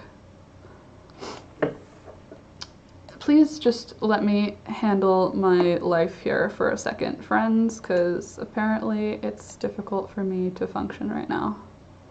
I can't do two things at once. Do, do, do, do, do, do, do. 1, 2, 3. Exit that. Pop out that. Go back to live. Sorry, sorry. I know this is no longer entertaining. Please don't leave. I'm just trying to figure out how to function as an adult. Aren't we all? There we go. Ooh, gosh, my computer did not like all that. It's making a lot of noise. Yay, she's back. Thank you, no worries. I don't know what happened, but I guess at some point you must have been timed out by someone, like when there was a troll, I'm guessing. It doesn't show me any of that information, it just shows me the names. But I'm guessing that somebody timed you out. You know how it says like, so-and-so is blocked for 300 seconds? You must have gotten one of those, but I guess not for 300 seconds. Anyway, welcome back. And sorry that you got blocked.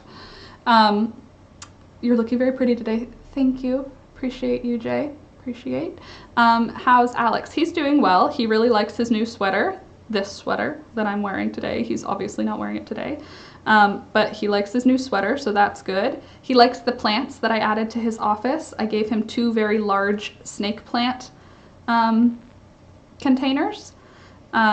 So he's liking having those down there, or at least I think that he likes having those down there. It's all good. Thanks for having me back. Glad you're back. Sorry that happened. Does anyone like being an adult all the time? No. I sure hope not. If somebody likes being an adult all the time, they're missing out. You need to want to be a kid at least sometimes, right? But yeah, Alex is great.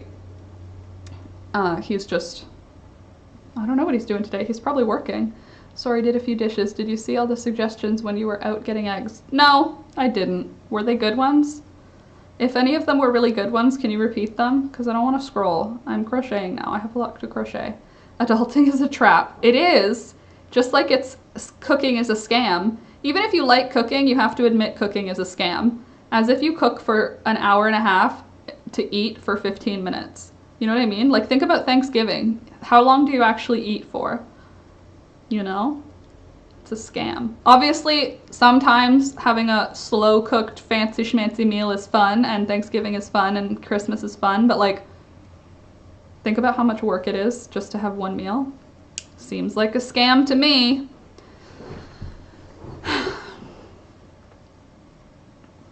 Door stop cover.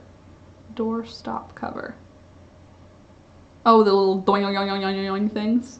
I looked around in here. There's no doors in here. Why would there be one?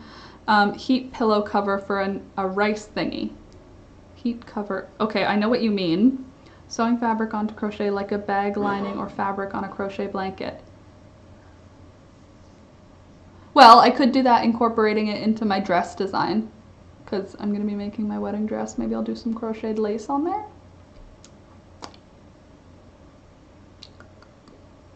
Doorstop cover. No, Peekaboo loves those. Peekaboo has discovered a shoelace that she found, so I tied it to a door handle, and those door things, the door stoppers that go yoing, yoing, yoing, yoing when you hit them, she likes those, and she likes shoelaces. I was like shoestring, what's the word? Shoelaces. She likes playing with them, so I don't want to cover them. I want her to be able to play with them. 1, 2, 3. Sewing fabric onto crochet.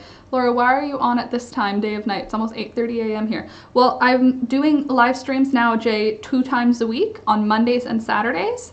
And on Mondays and Saturdays, I'm doing 1 p.m. until 5 p.m.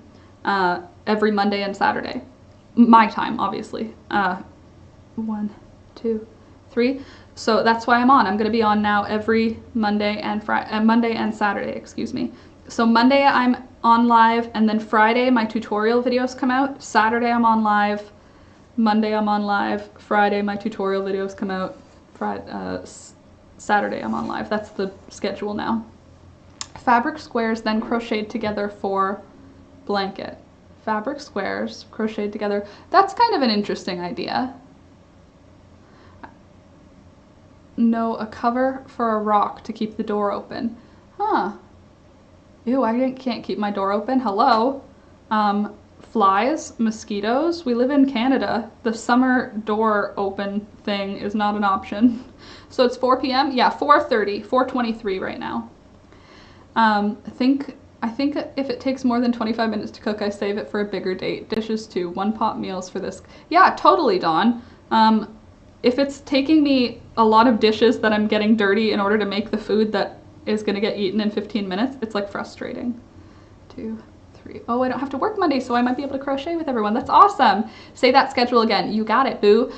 Monday and Saturday from 1 p.m. until 5 p.m. Eastern. Mondays and Saturdays, I live stream. Friday at 10 a.m., my tutorial videos come out. So Monday, 1 p.m. till 5 p.m., Friday, 10 a.m., Saturday, 1 p.m. till 5 p.m. Those are when I'll be around. I'm sorry, did the wild cat have kittens? Did everything go okay? Jay, no, the wild cat has not had kittens. I don't know why. I don't know, now I don't know if she's pregnant. She's very round, so we do have to get her a vet appointment. Again, I don't really think anything's wrong with her at this point, but yeah, the vet appointment is imminent now. Monday and Saturday, 1 p.m. to 5 p.m. Eastern, Friday tutorial videos at 10 a.m. You got it, Brittany. Uh-oh, how was the cheesecake? Oh, Louisa, we ate it all in 2.5 days. So we ate half of it just as is. It was just like a New York cheesecake. And the other half, I poured some Nutella on top of.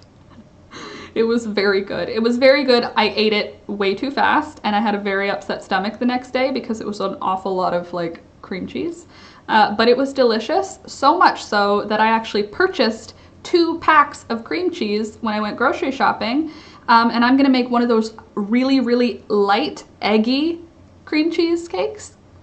Is she letting you pet her? Yeah, well, Jay, she's letting me pet her. She doesn't really want me to touch her tummy, and she doesn't want me to pick her up. I mean, I can pick her up. She's not gonna like freak out. She doesn't hiss or anything when I pick her up, but she doesn't want to be picked up.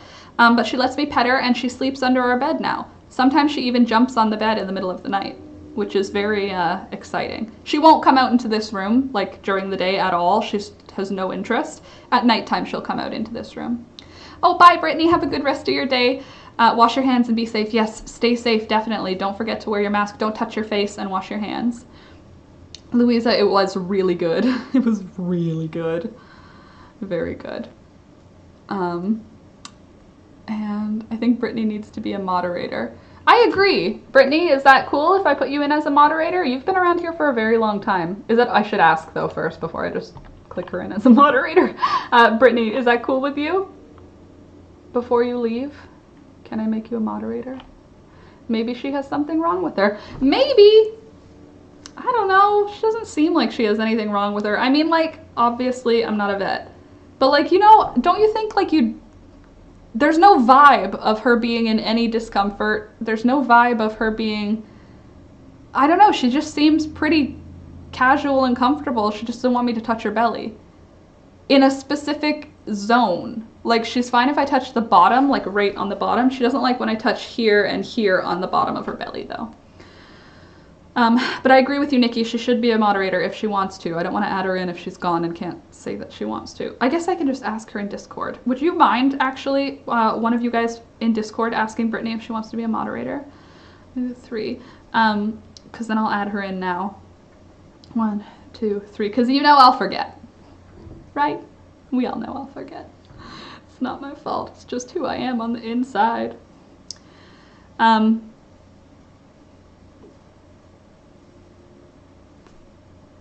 What was I saying? I only wanted to be picked up by one man and don't want my belly to be touched either. That's fair. That's a reasonable, yep. Cats and people, they're basically just the same thing. Yeah, she lets me pet her head. She's very interested in me petting her head. Like, she headbutts my hand very hard.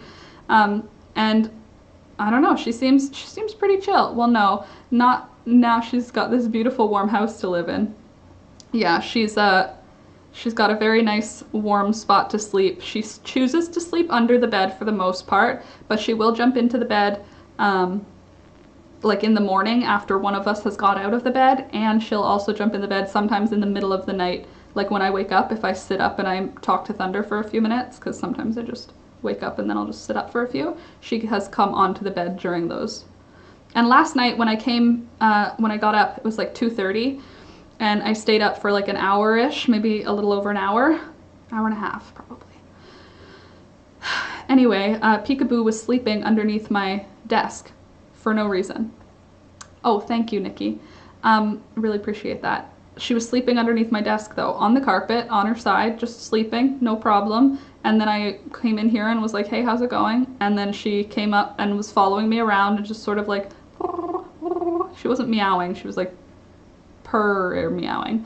While I made a toast with butter, because I couldn't sleep. So I got her a can of cat food, a can of tuna, opened it up, and then I put it by Thunder's bed, because she's not scared of Thunder, she's just sort of aloof, you know, and I want her to make eye contact with him.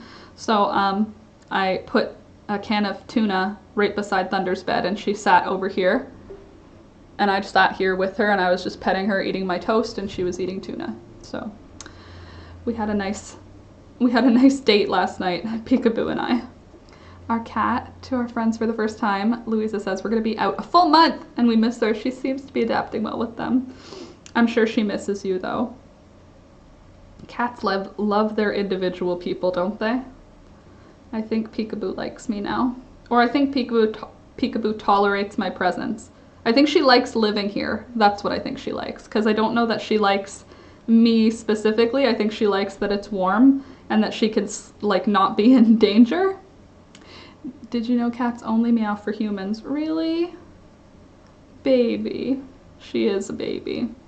Well, she doesn't really meow a whole lot. That makes sense because she's not around humans a lot, right? The only time she meowed was when she was looking out the window and like...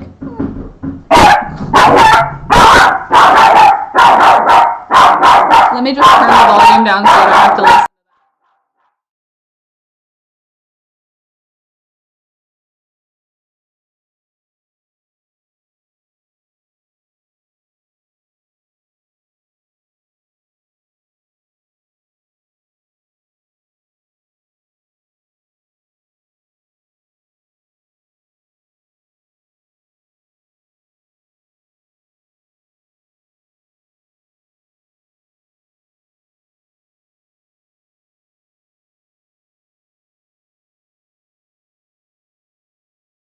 Incubator. There we go. My incubator. Would you like to see my new incubator? Ken has. Hers is on that side. On the side that is not facing the camera? I hope so. Good.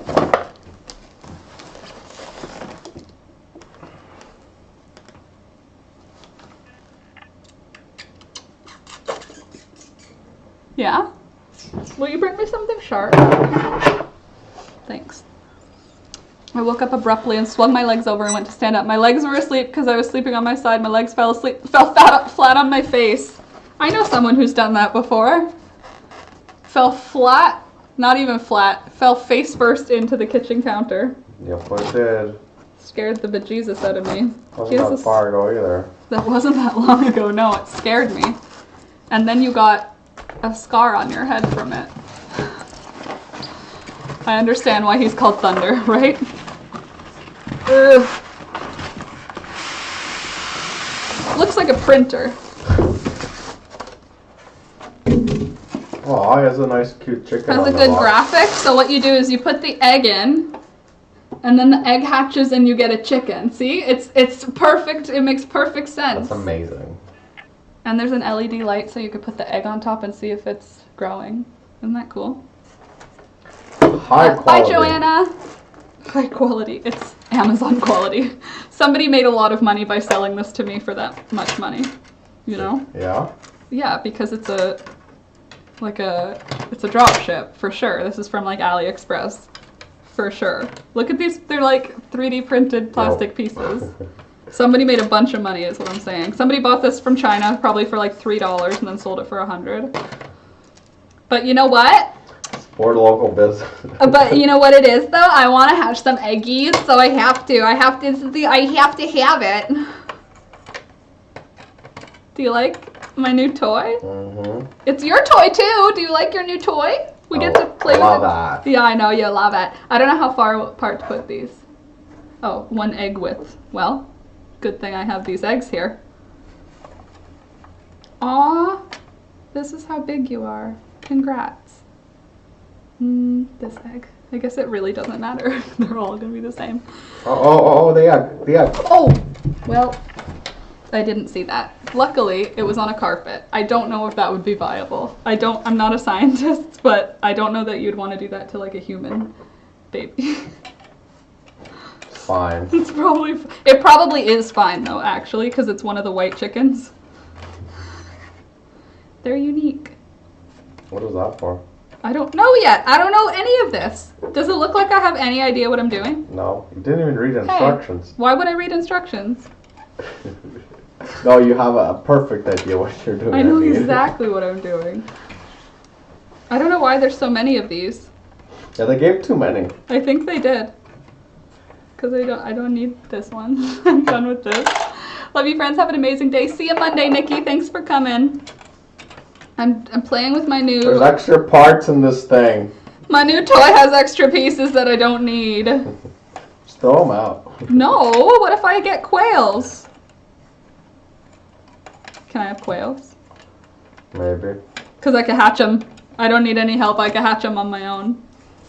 I'm like a bird. I want to fly away. Hey, we can start a hatching business. We actually could. We could say, give me your eggs and I'll hatch them 6 for you. at a time. 6. No, it's a 12 egg incubator. Oh, sorry, 12 at a time. See?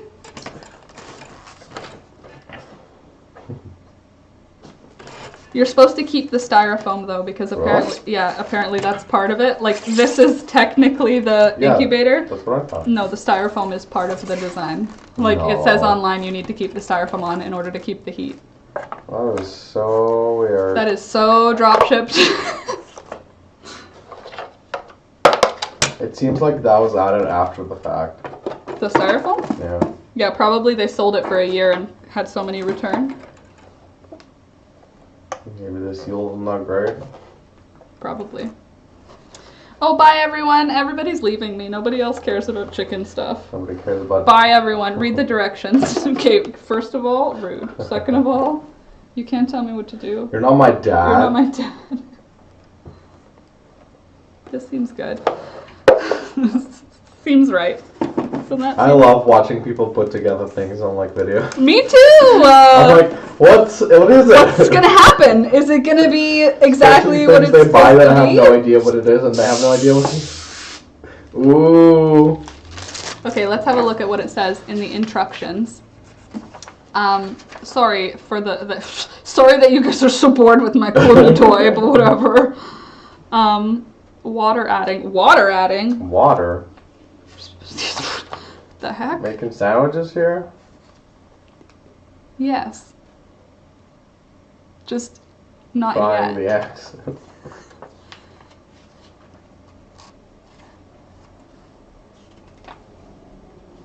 Riboflavin. The heck? The heck is all this? What's all these words? They're so small. I'm just kidding. I'll put this here and I'll deal with it later. But isn't that cool? That's why the holes are where you would see the eggs. See? Look. Pardon me? See how there's holes? Yes. So you could see the eggs. That's so weird. It's part of the design. No. Yes. It is. As if. For real. No, it's not boring. I just have to go to bed now. Okay, good. It needs humidity, yes. To those leaving, have a great rest of your day. Indeed. Anyway, my incubator came. I'm happy now. Not that I wasn't happy before, but I'm happy because my incubator came. I don't know what this is, but it looks like it's going to be a thing that turns, which is cool. Oh, for the egg turner. That makes sense. Anyway, that's awesome. Happy about that. Gonna incubate some eggs. We're gonna have some chickens. Also, if my parents get deliveries of robin's eggs this year, I have an incubator now, which is a really good way to get them to survive. So guess what? We're gonna try again. They have Hoya at my garden center. I want to buy one, but they only have white flowering ones and I want a pink one. Oh wait, you're in Australia, so they'll probably flower more often for you. Here, you don't buy a Hoya for flowers because they're not going to flower. And if they are, it's going to be after like 15 years. So that's cool that you can like look at a Hoya and be like, I think I'll pass up on this one because I don't like the flowers. I can't even make that determination because it will never flower here. Today's Love Your Pets Day. Is it? So. It's Love Your Pets Day. Well, good thing I bought Thunder 2 new kinds of food so that he can have different food depending on different days. I love red cardinals. They're so pretty. I agree. Red cardinals are very pretty. I'm going to call it Laura. Oh, yeah! A plant named after me. Oh, I hope that when you take good care of it, it sends good energy to me like you're taking care of me. That would make me feel happy. Because that's what it is when I take care of your guys' plants. 1, 2, 3. My friend has chickens. Does she? I have chickens. Get some worms to feed the little things. Yes, good idea. I'll have bugs ready before they're even born. Well, not for the chickens, but for the robins. That's a good idea. Although I heard, last year I learned that apparently cat food, 2, 3, works for baby songbirds. 1, 2, 3. Yes, that's what I thought. I hope so, Jay. 1, 2, 3. Baby songbirds that are like bug eaters, you can give them cat food. Chickens, there's baby chicken food for them. Oh, I have to go to the feed store tomorrow, Alex. Do you want to make a date out of it? Okay. Hey there, Proverbs. Dawn, fantastic. Another good thing, Dawn, is when they do start eating bugs, assuming I'm able to get them to hatch, we're talking robins now, when they do hatch, when they're bigger and need bugs, it would be the height of summer. So there should be bugs everywhere. Hey there, Mandala. I just got my new incubator in the mail. I'm going to be incubating some chicken eggs, which takes 19 days, and then we will get a baby chick out of it. And that will be very fun. And I don't think all of them will hatch, but I think I'll start by putting in, I don't know, 6. Hope that 2 or 3 will hatch. I don't imagine that a lot of them are going to hatch, just because I don't know what I'm doing. So if I can get them to hatch, I feel pretty good about the idea that I could keep them alive, because they'll be like inside pets. I think my sister used to breed her own mealworms for her chickens. I used to breed my own mealworms and crickets for our bearded dragons, but that's a good idea, just to have a mealworm bin on the go for the chickens. That'd be great. Okay, bye Jay. Have a good rest of your day. Thanks for coming. But yeah, that's a good idea, to breed our own feeders. The only thing is I didn't like having the bugs in the house, and in the winter we would have to. But in the summer it's not a bad idea. You just buy like 10,000 of them and then let them go. Like in a bin, in a Rubbermaid tote, they'll just breed. Anywho, I'm excited about the incubator. So 19 days, friends. Although I am gonna leave them all in the fridge overnight, I think. I'm gonna look online again, but I remember there's something you're supposed to do to make sure they all start developing at the same time. There's some science, and I'm not a scientist, so I'm gonna look it up. And you're supposed to do something to all of the eggs that you want to incubate so that they all start developing at the same time. So we shall see. 1, 2, 3. Grow bugs. Ugh. Yeah, gross, but also useful. She also has had a gecko. Cool. Our bearded dragons didn't love mealworms the way they loved crickets, which is annoying because one of our bearded dragons was blind, so I had to partially kill. I guess I had to stun, is what you'd call it. Like I would take, let's say he was gonna eat 20 crickets, I would put them in like a large, like a sour cream container, and I would put the calcium dust, because they need calcium dust, and then I would have to shake the container until the crickets were mostly dead, so that they couldn't run away, and then I would have to shake the container so that the crickets were moving in front of my bearded dragon's face, and we had to do that every day because it's a pet. But he was blind. He just couldn't see the crickets moving, and we did that for like 5 years. Which is awesome. He was such a fun lizard. I would love to have a bearded dragon again. Eventually, when things make sense, I would like to get another bearded dragon. Part of me wants to get a crested gecko, but they require a lot more than a bearded dragon does. Bearded dragons are like so low maintenance. Don't make me mute you. Lol. Have a good rest of your day. Yes. 1, 2, 3. She once dropped a container. Oh no. Yes, I've done that exact thing. Or left the lid open when we were breeding them. You can never get rid of them. If one gets out, you are now a cricket household. The crickets aren't bad. They're kind of cute, the noise they make. You just don't want them everywhere. You don't want to look at them all the time. But anyway, I'm pretty pumped about this egg incubator. I want to put chicken eggs in it like now, but I also want to put in like 2 eggs from Marshmallow because I really want at least one of hers to yes, make Brittany a mod. Okay, cool. Let me scroll up to where she's still in here. Brittany, make you a mod. Add moderator. Brittany has been added as a moderator. You got it. Ugh, my back is so stiff all the time.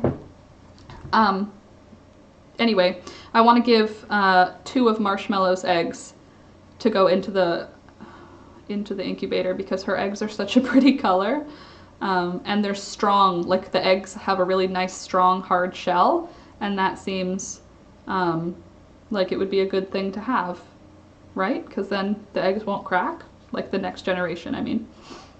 So that's good. We'll see what happens. I know marshmallows are fertilized. That's another reason I want to do 2 of hers. But again, I don't anticipate a high hatch rate because A, it's winter, so I'm collecting the eggs out of freezing temperatures, so they could have already been like nullified as eggs. Like their life could have been frozen out of them. Hopefully not. Everything that I have been reading online said as long as the egg has not exploded from being frozen, it's still viable. So we are going to try. Again, my parents want chickens this year, so if I hatch out all girls, that would be ideal. Probably it will not happen most of the time, right? You'd think it would be 50-50-ish. But if I hatch out all boys, I'll have to figure out what to do then. Either we're going to have to find somebody to process them so that we can eat them. Sorry for those of you who are squeamish. Or we'll sell them as roosters for other farms. Or we will have like 1 for us and 1 for my parents. Apparently we have enough chickens to have more than 1 rooster. But I don't want another rooster if I'm honest. So hopefully they're all girls, but we won't know. With my luck they will, actually I want to say with my luck they'll all be boys, but like in reality with my luck they'll all be girls. I have pretty good luck. Like I know you shouldn't say that, knock on wood, that doesn't stop. But I have had pretty good luck in my life. So I think probably at least a couple will come out as girls, which would be great because then we'll have more egg layers. And we have lots of room for chickens, so I'm not concerned about where they'll go. 1, 2, 3. Although I do have the interest behind 1, 2, 3 butchering our own chickens. I do not have the education to do so. Like 1, 2, 3. I do want to. I want to learn how. Maybe this summer I'll be able to find someone who can teach me how to butcher them, and that way I'll keep the male chickens. If we have boys, I'll keep them until it's time to butcher them, and then I can do that. I just don't have any of the education, expertise, any of that sort of stuff for butchering on my own. So if we were to do it, I would want to have somebody here like doing it with me just sort of watching, you know? But that's not a bad idea either. I know it's a cringy idea. I know that like when it's a pet, which these are, the idea of eating them seems crazy. And it does, but they don't exist yet, so it's easy for me to mull over it now. You want to eat some homegrown roosters? Oh, jeez. Is that a no? Oh, jeez. What do you want to have for supper? Honestly? Yeah? Sushi. Oh God, every day. Every day. I'm gonna go get my medicine. Oh. I thought somebody delivered it. Nope. Who was at the door? You're Amazon. Before that? Nobody? I thought you said somebody delivered your medicine. Nope. I had to go call and speak on the phone. Oh, you were on the phone. I understand. Are baby chickens as fluffy and soft as they look? Hanimus, I don't know. Hi, Hanimus, by the way. I haven't had any before. This will be our first time. I have to pay extra because the prescription ran out. Oh, so they had to call Alistair? Yep. I don't know what to do. I screwed up there. Anyway. That's happening. Well, that's good that you got a hold of the pharmacist. Yep. And she'll be able to get a hold of the doctor. Mm-hmm. But I have to pay a premium. Oh no, is it the one that you need? That's so annoying that you have to pay a premium because pharmacists have the authority to dispense medication here. That's the fee though. Because they weren't already working. Yep. Like, what extra thing did they have to do? They already would have faxed Nothing. your doctor. It's just by making it today instead of tomorrow. Fee. Stupid. Anyway. What do you want to eat today? I don't know. I was torn between pierogies, spring rolls. Spring roll? Yeah, I got all the ingredients. Remember the rice paper things? Yeah. I got all the things for us to make them. Oh. But you'd have to tidy the kitchen up for me to cook that. Oh, and I'm going though. Oh. Well, anyway. Are you enjoying Alex and I just having a conversation off screen here? Anywho, I don't know how the baby chickens are going to be. Alex, are you excited to have baby chickens? Yeah. Yeah? Yeah. You think they'll be cute? Yeah. Once they turn yellow. They might not be yellow. Oh no. They might be other colors. Oh geez. Yellow ones are just a different bird. I'm just used to yellow. I think you're thinking of ducks. No. Oh, no, yeah, you're also thinking of chicks. I don't know which ones are yellow. Maybe we'll have a yellow one. Maybe they are all yellow. The doctor has to send a script. Well, yeah, your doctor's supposed to send a script, but if it's like, since it's pandemic times, the pharmacist can authorize, especially if it's a prescription you've had for a long time.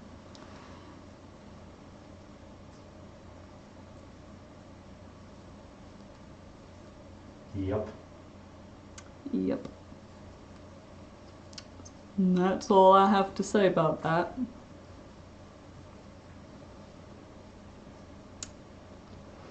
It's actually all I have to say about everything. I'm pretty much done for the day. Can you tell? My attitude is like ready to go. I want to go snack. What? 4:50. It is 4:50. And since I'm finished at 5, no, I should wait till 5. Like For what? To leave. Oh. Yes. Regularly scheduled program. Because it's a regularly scheduled program here. Didn't you guys know? I'm here every Monday and Saturday from 1 to 5, so I have to be here till 5. Hey, don't forget to like the video, by the way. I covered up the numbers to see how many people are here, so I don't know how many people are here and I don't know how many likes there are, but I would appreciate if you have not yet liked the video. If you could do that, that'd be great. 1, 2, 3. Oh, I'm so excited about this incubator. You know the first thing that I thought after the second thing that I thought? You know how my parents have that farmer that dropped off all those robin's eggs last year? Yeah. They'll probably drop them off this year because my parents told them that I exist. So this year they'll live. We'll put them in the incubator and then we'll have like 35 robins. Little baby robins. They'll just be our wild flock of robins. Alex says, oh my god, like he's upset about it, but then when I say like, is it a problem? Like we don't have to do it. He's like, oh, I really actually don't care at all. And then I'm like, no, but like how do you actually feel about it? And he's like, it does not affect my day-to-day life. I do not care. And then it's funny because he says that about things where I make decisions and then it does affect his day-to-day life, like the chickens. Oh, they won't affect my day-to-day life, you know? Yes, they do. He pretty much opens them up out of the coop and puts them away every day because it's cold and I don't want to. Except today. I did it today. And I brought them out nice hot water and scrambled eggs. And they were happy. Well, they were loud. Loud chickens are happy chickens. Let's not talk about insects and dead animals. You got it, Boo. By the way, I've been saying Boo lately. Please do not take offense if I call you Boo. It's just in my head. So it just comes out accidentally, and as soon as it comes out, I'm like cringing about myself. But if I call you Boo, it's an affectionate term. It's not, it's cringe. I know it's cringe. Love the thought of so many robins. I know, right?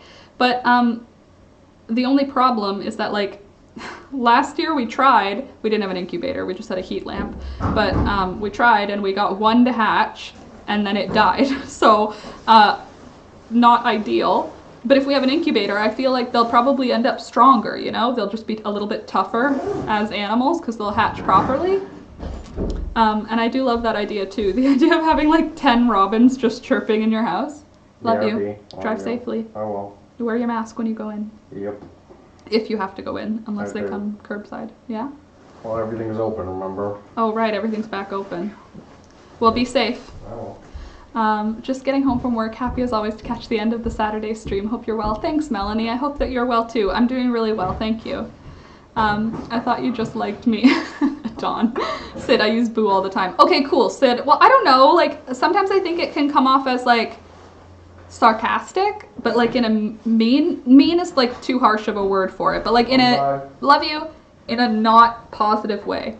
But that's not how I mean it. I mean it in, like, a silly way. It's a silly, affectionate thing.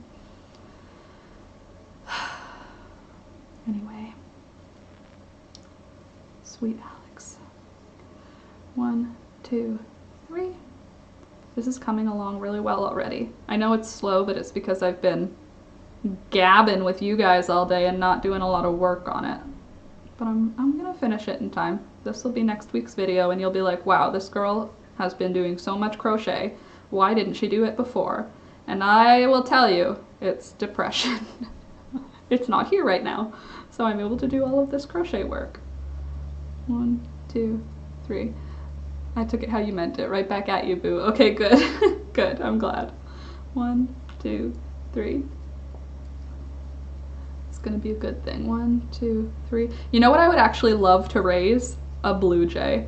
I mean, it's not something that would happen because they're not a bird that gets taken out of the fruit trees. My parents live on a farm, in case you were like, oh, and my wrists were upset. Right, I was upset and so were my wrists. Totally, Sid.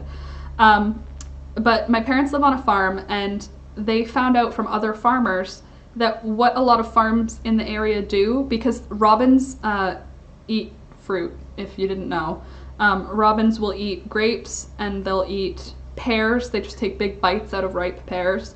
And they'll eat the foods in the garden, like berries and stuff, all of the blueberries and everything. They're like, they're pretty pesky. I mean, they're not a pest, they're a songbird, but you know what I mean. They're like a pest in that scenario. So my parents didn't know that, so they don't bother with them, but they create a lot of nests in my parents' orchard.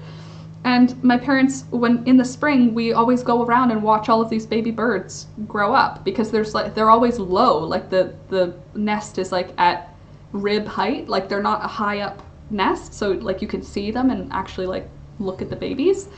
But what a lot of other farms in the area do is they pull out the nests because they don't want the birds to come back next year. They want them to know it's not an area to lay their nest in. So my dad found that out about some farm, I guess one of his farmer friends in the area, and he said, oh, well, my daughter would love those because hello. So if you do that, bring them here, bring them by, don't throw them right out, bring them by the day that you pull them out of the tree, because when they pull them out, they'll pull out like 10 nests, which is like 40 eggs, because they don't want the babies to hatch there. However, they can't do it. It's not allowed. It's technically illegal. You're not allowed to take songbird eggs. You're not allowed to destroy songbird nests. Robins are a protected bird under the Migratory Bird Act, ?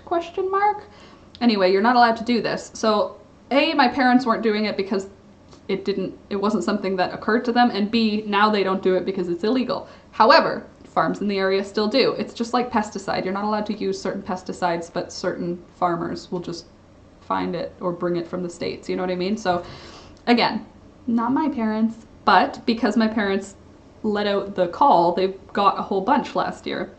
of these robin's eggs brought over. And like I said, we got one to hatch and then it died. So we had no incubator. The baby was under a heat lamp, which was not consistent. Like it didn't stand a chance in reality, right? But now that we have this incubator, if it happens again and they get a whole bunch of eggs, I guess I'll give it another shot, but this time with an incubator, and we'll see what happens. See if we can get some baby robins that are able to survive. But at present, I'm most excited about the chickens. Love, love, love songbirds. That's why I wanted an east face with a tree. They are nice, aren't they? I love them in the summertime. Although what I was trying to say before was I would love if there was ever the opportunity to raise a blue jay, but I wouldn't want to let it go. I would want to keep it. They're so weird. They're such weird birds. It seems like keeping it doesn't seem like a bird that should be here. It's so big and like scary and loud and silly. They're such a silly bird. They're playing around all the time in the snow. They're just so silly. So if any of you ever come across a stranded blue jay baby, you know where to send it. I will raise you that blue jay. I love them. Anyway, and look it, we made it to 5 o'clock. And I got not very much done, but I got enough done on my sleeve, my second sleeve for the puffy little bolero. Louisa, I'm making a shawl wrap thingy with mosaic crochet. It's gorgeous. Oh, my back is so stiff. That's exciting. Oh gosh. Okay, friends. That's it. I love you. Thank you for coming. I really do appreciate having you here with me today. If you haven't yet, take a second, like the video if you can. If you can't, that's okay. Check out my Patreon, check out my Amazon wishlist, check out my PayPal, check out my art on Redbubble. All the different ways to support me and support the channel are in the description down below. Check out the video for this tutorial for the sweater I'm wearing now. It's out already. It came out yesterday. It's on my channel. This is called the Fireside Pullover, so check out that. Don't forget to wear your mask when you're out in public. Be safe, be careful. I love you all, and I will see you on Monday. I'll be back, not tomorrow, but the day after tomorrow. Be safe. If you have to drive, drive safe. Try and stay home. Stay safe. Protect your family. Wash your hands. All the things. Thank you to my patrons. Dave on a rave. My #1 flock member. And thank you for the Thunders buddies, Jazz, Claire, Diane, and Alexandra, and all of my eggs. Love you guys. Have a good rest of your day. Bye.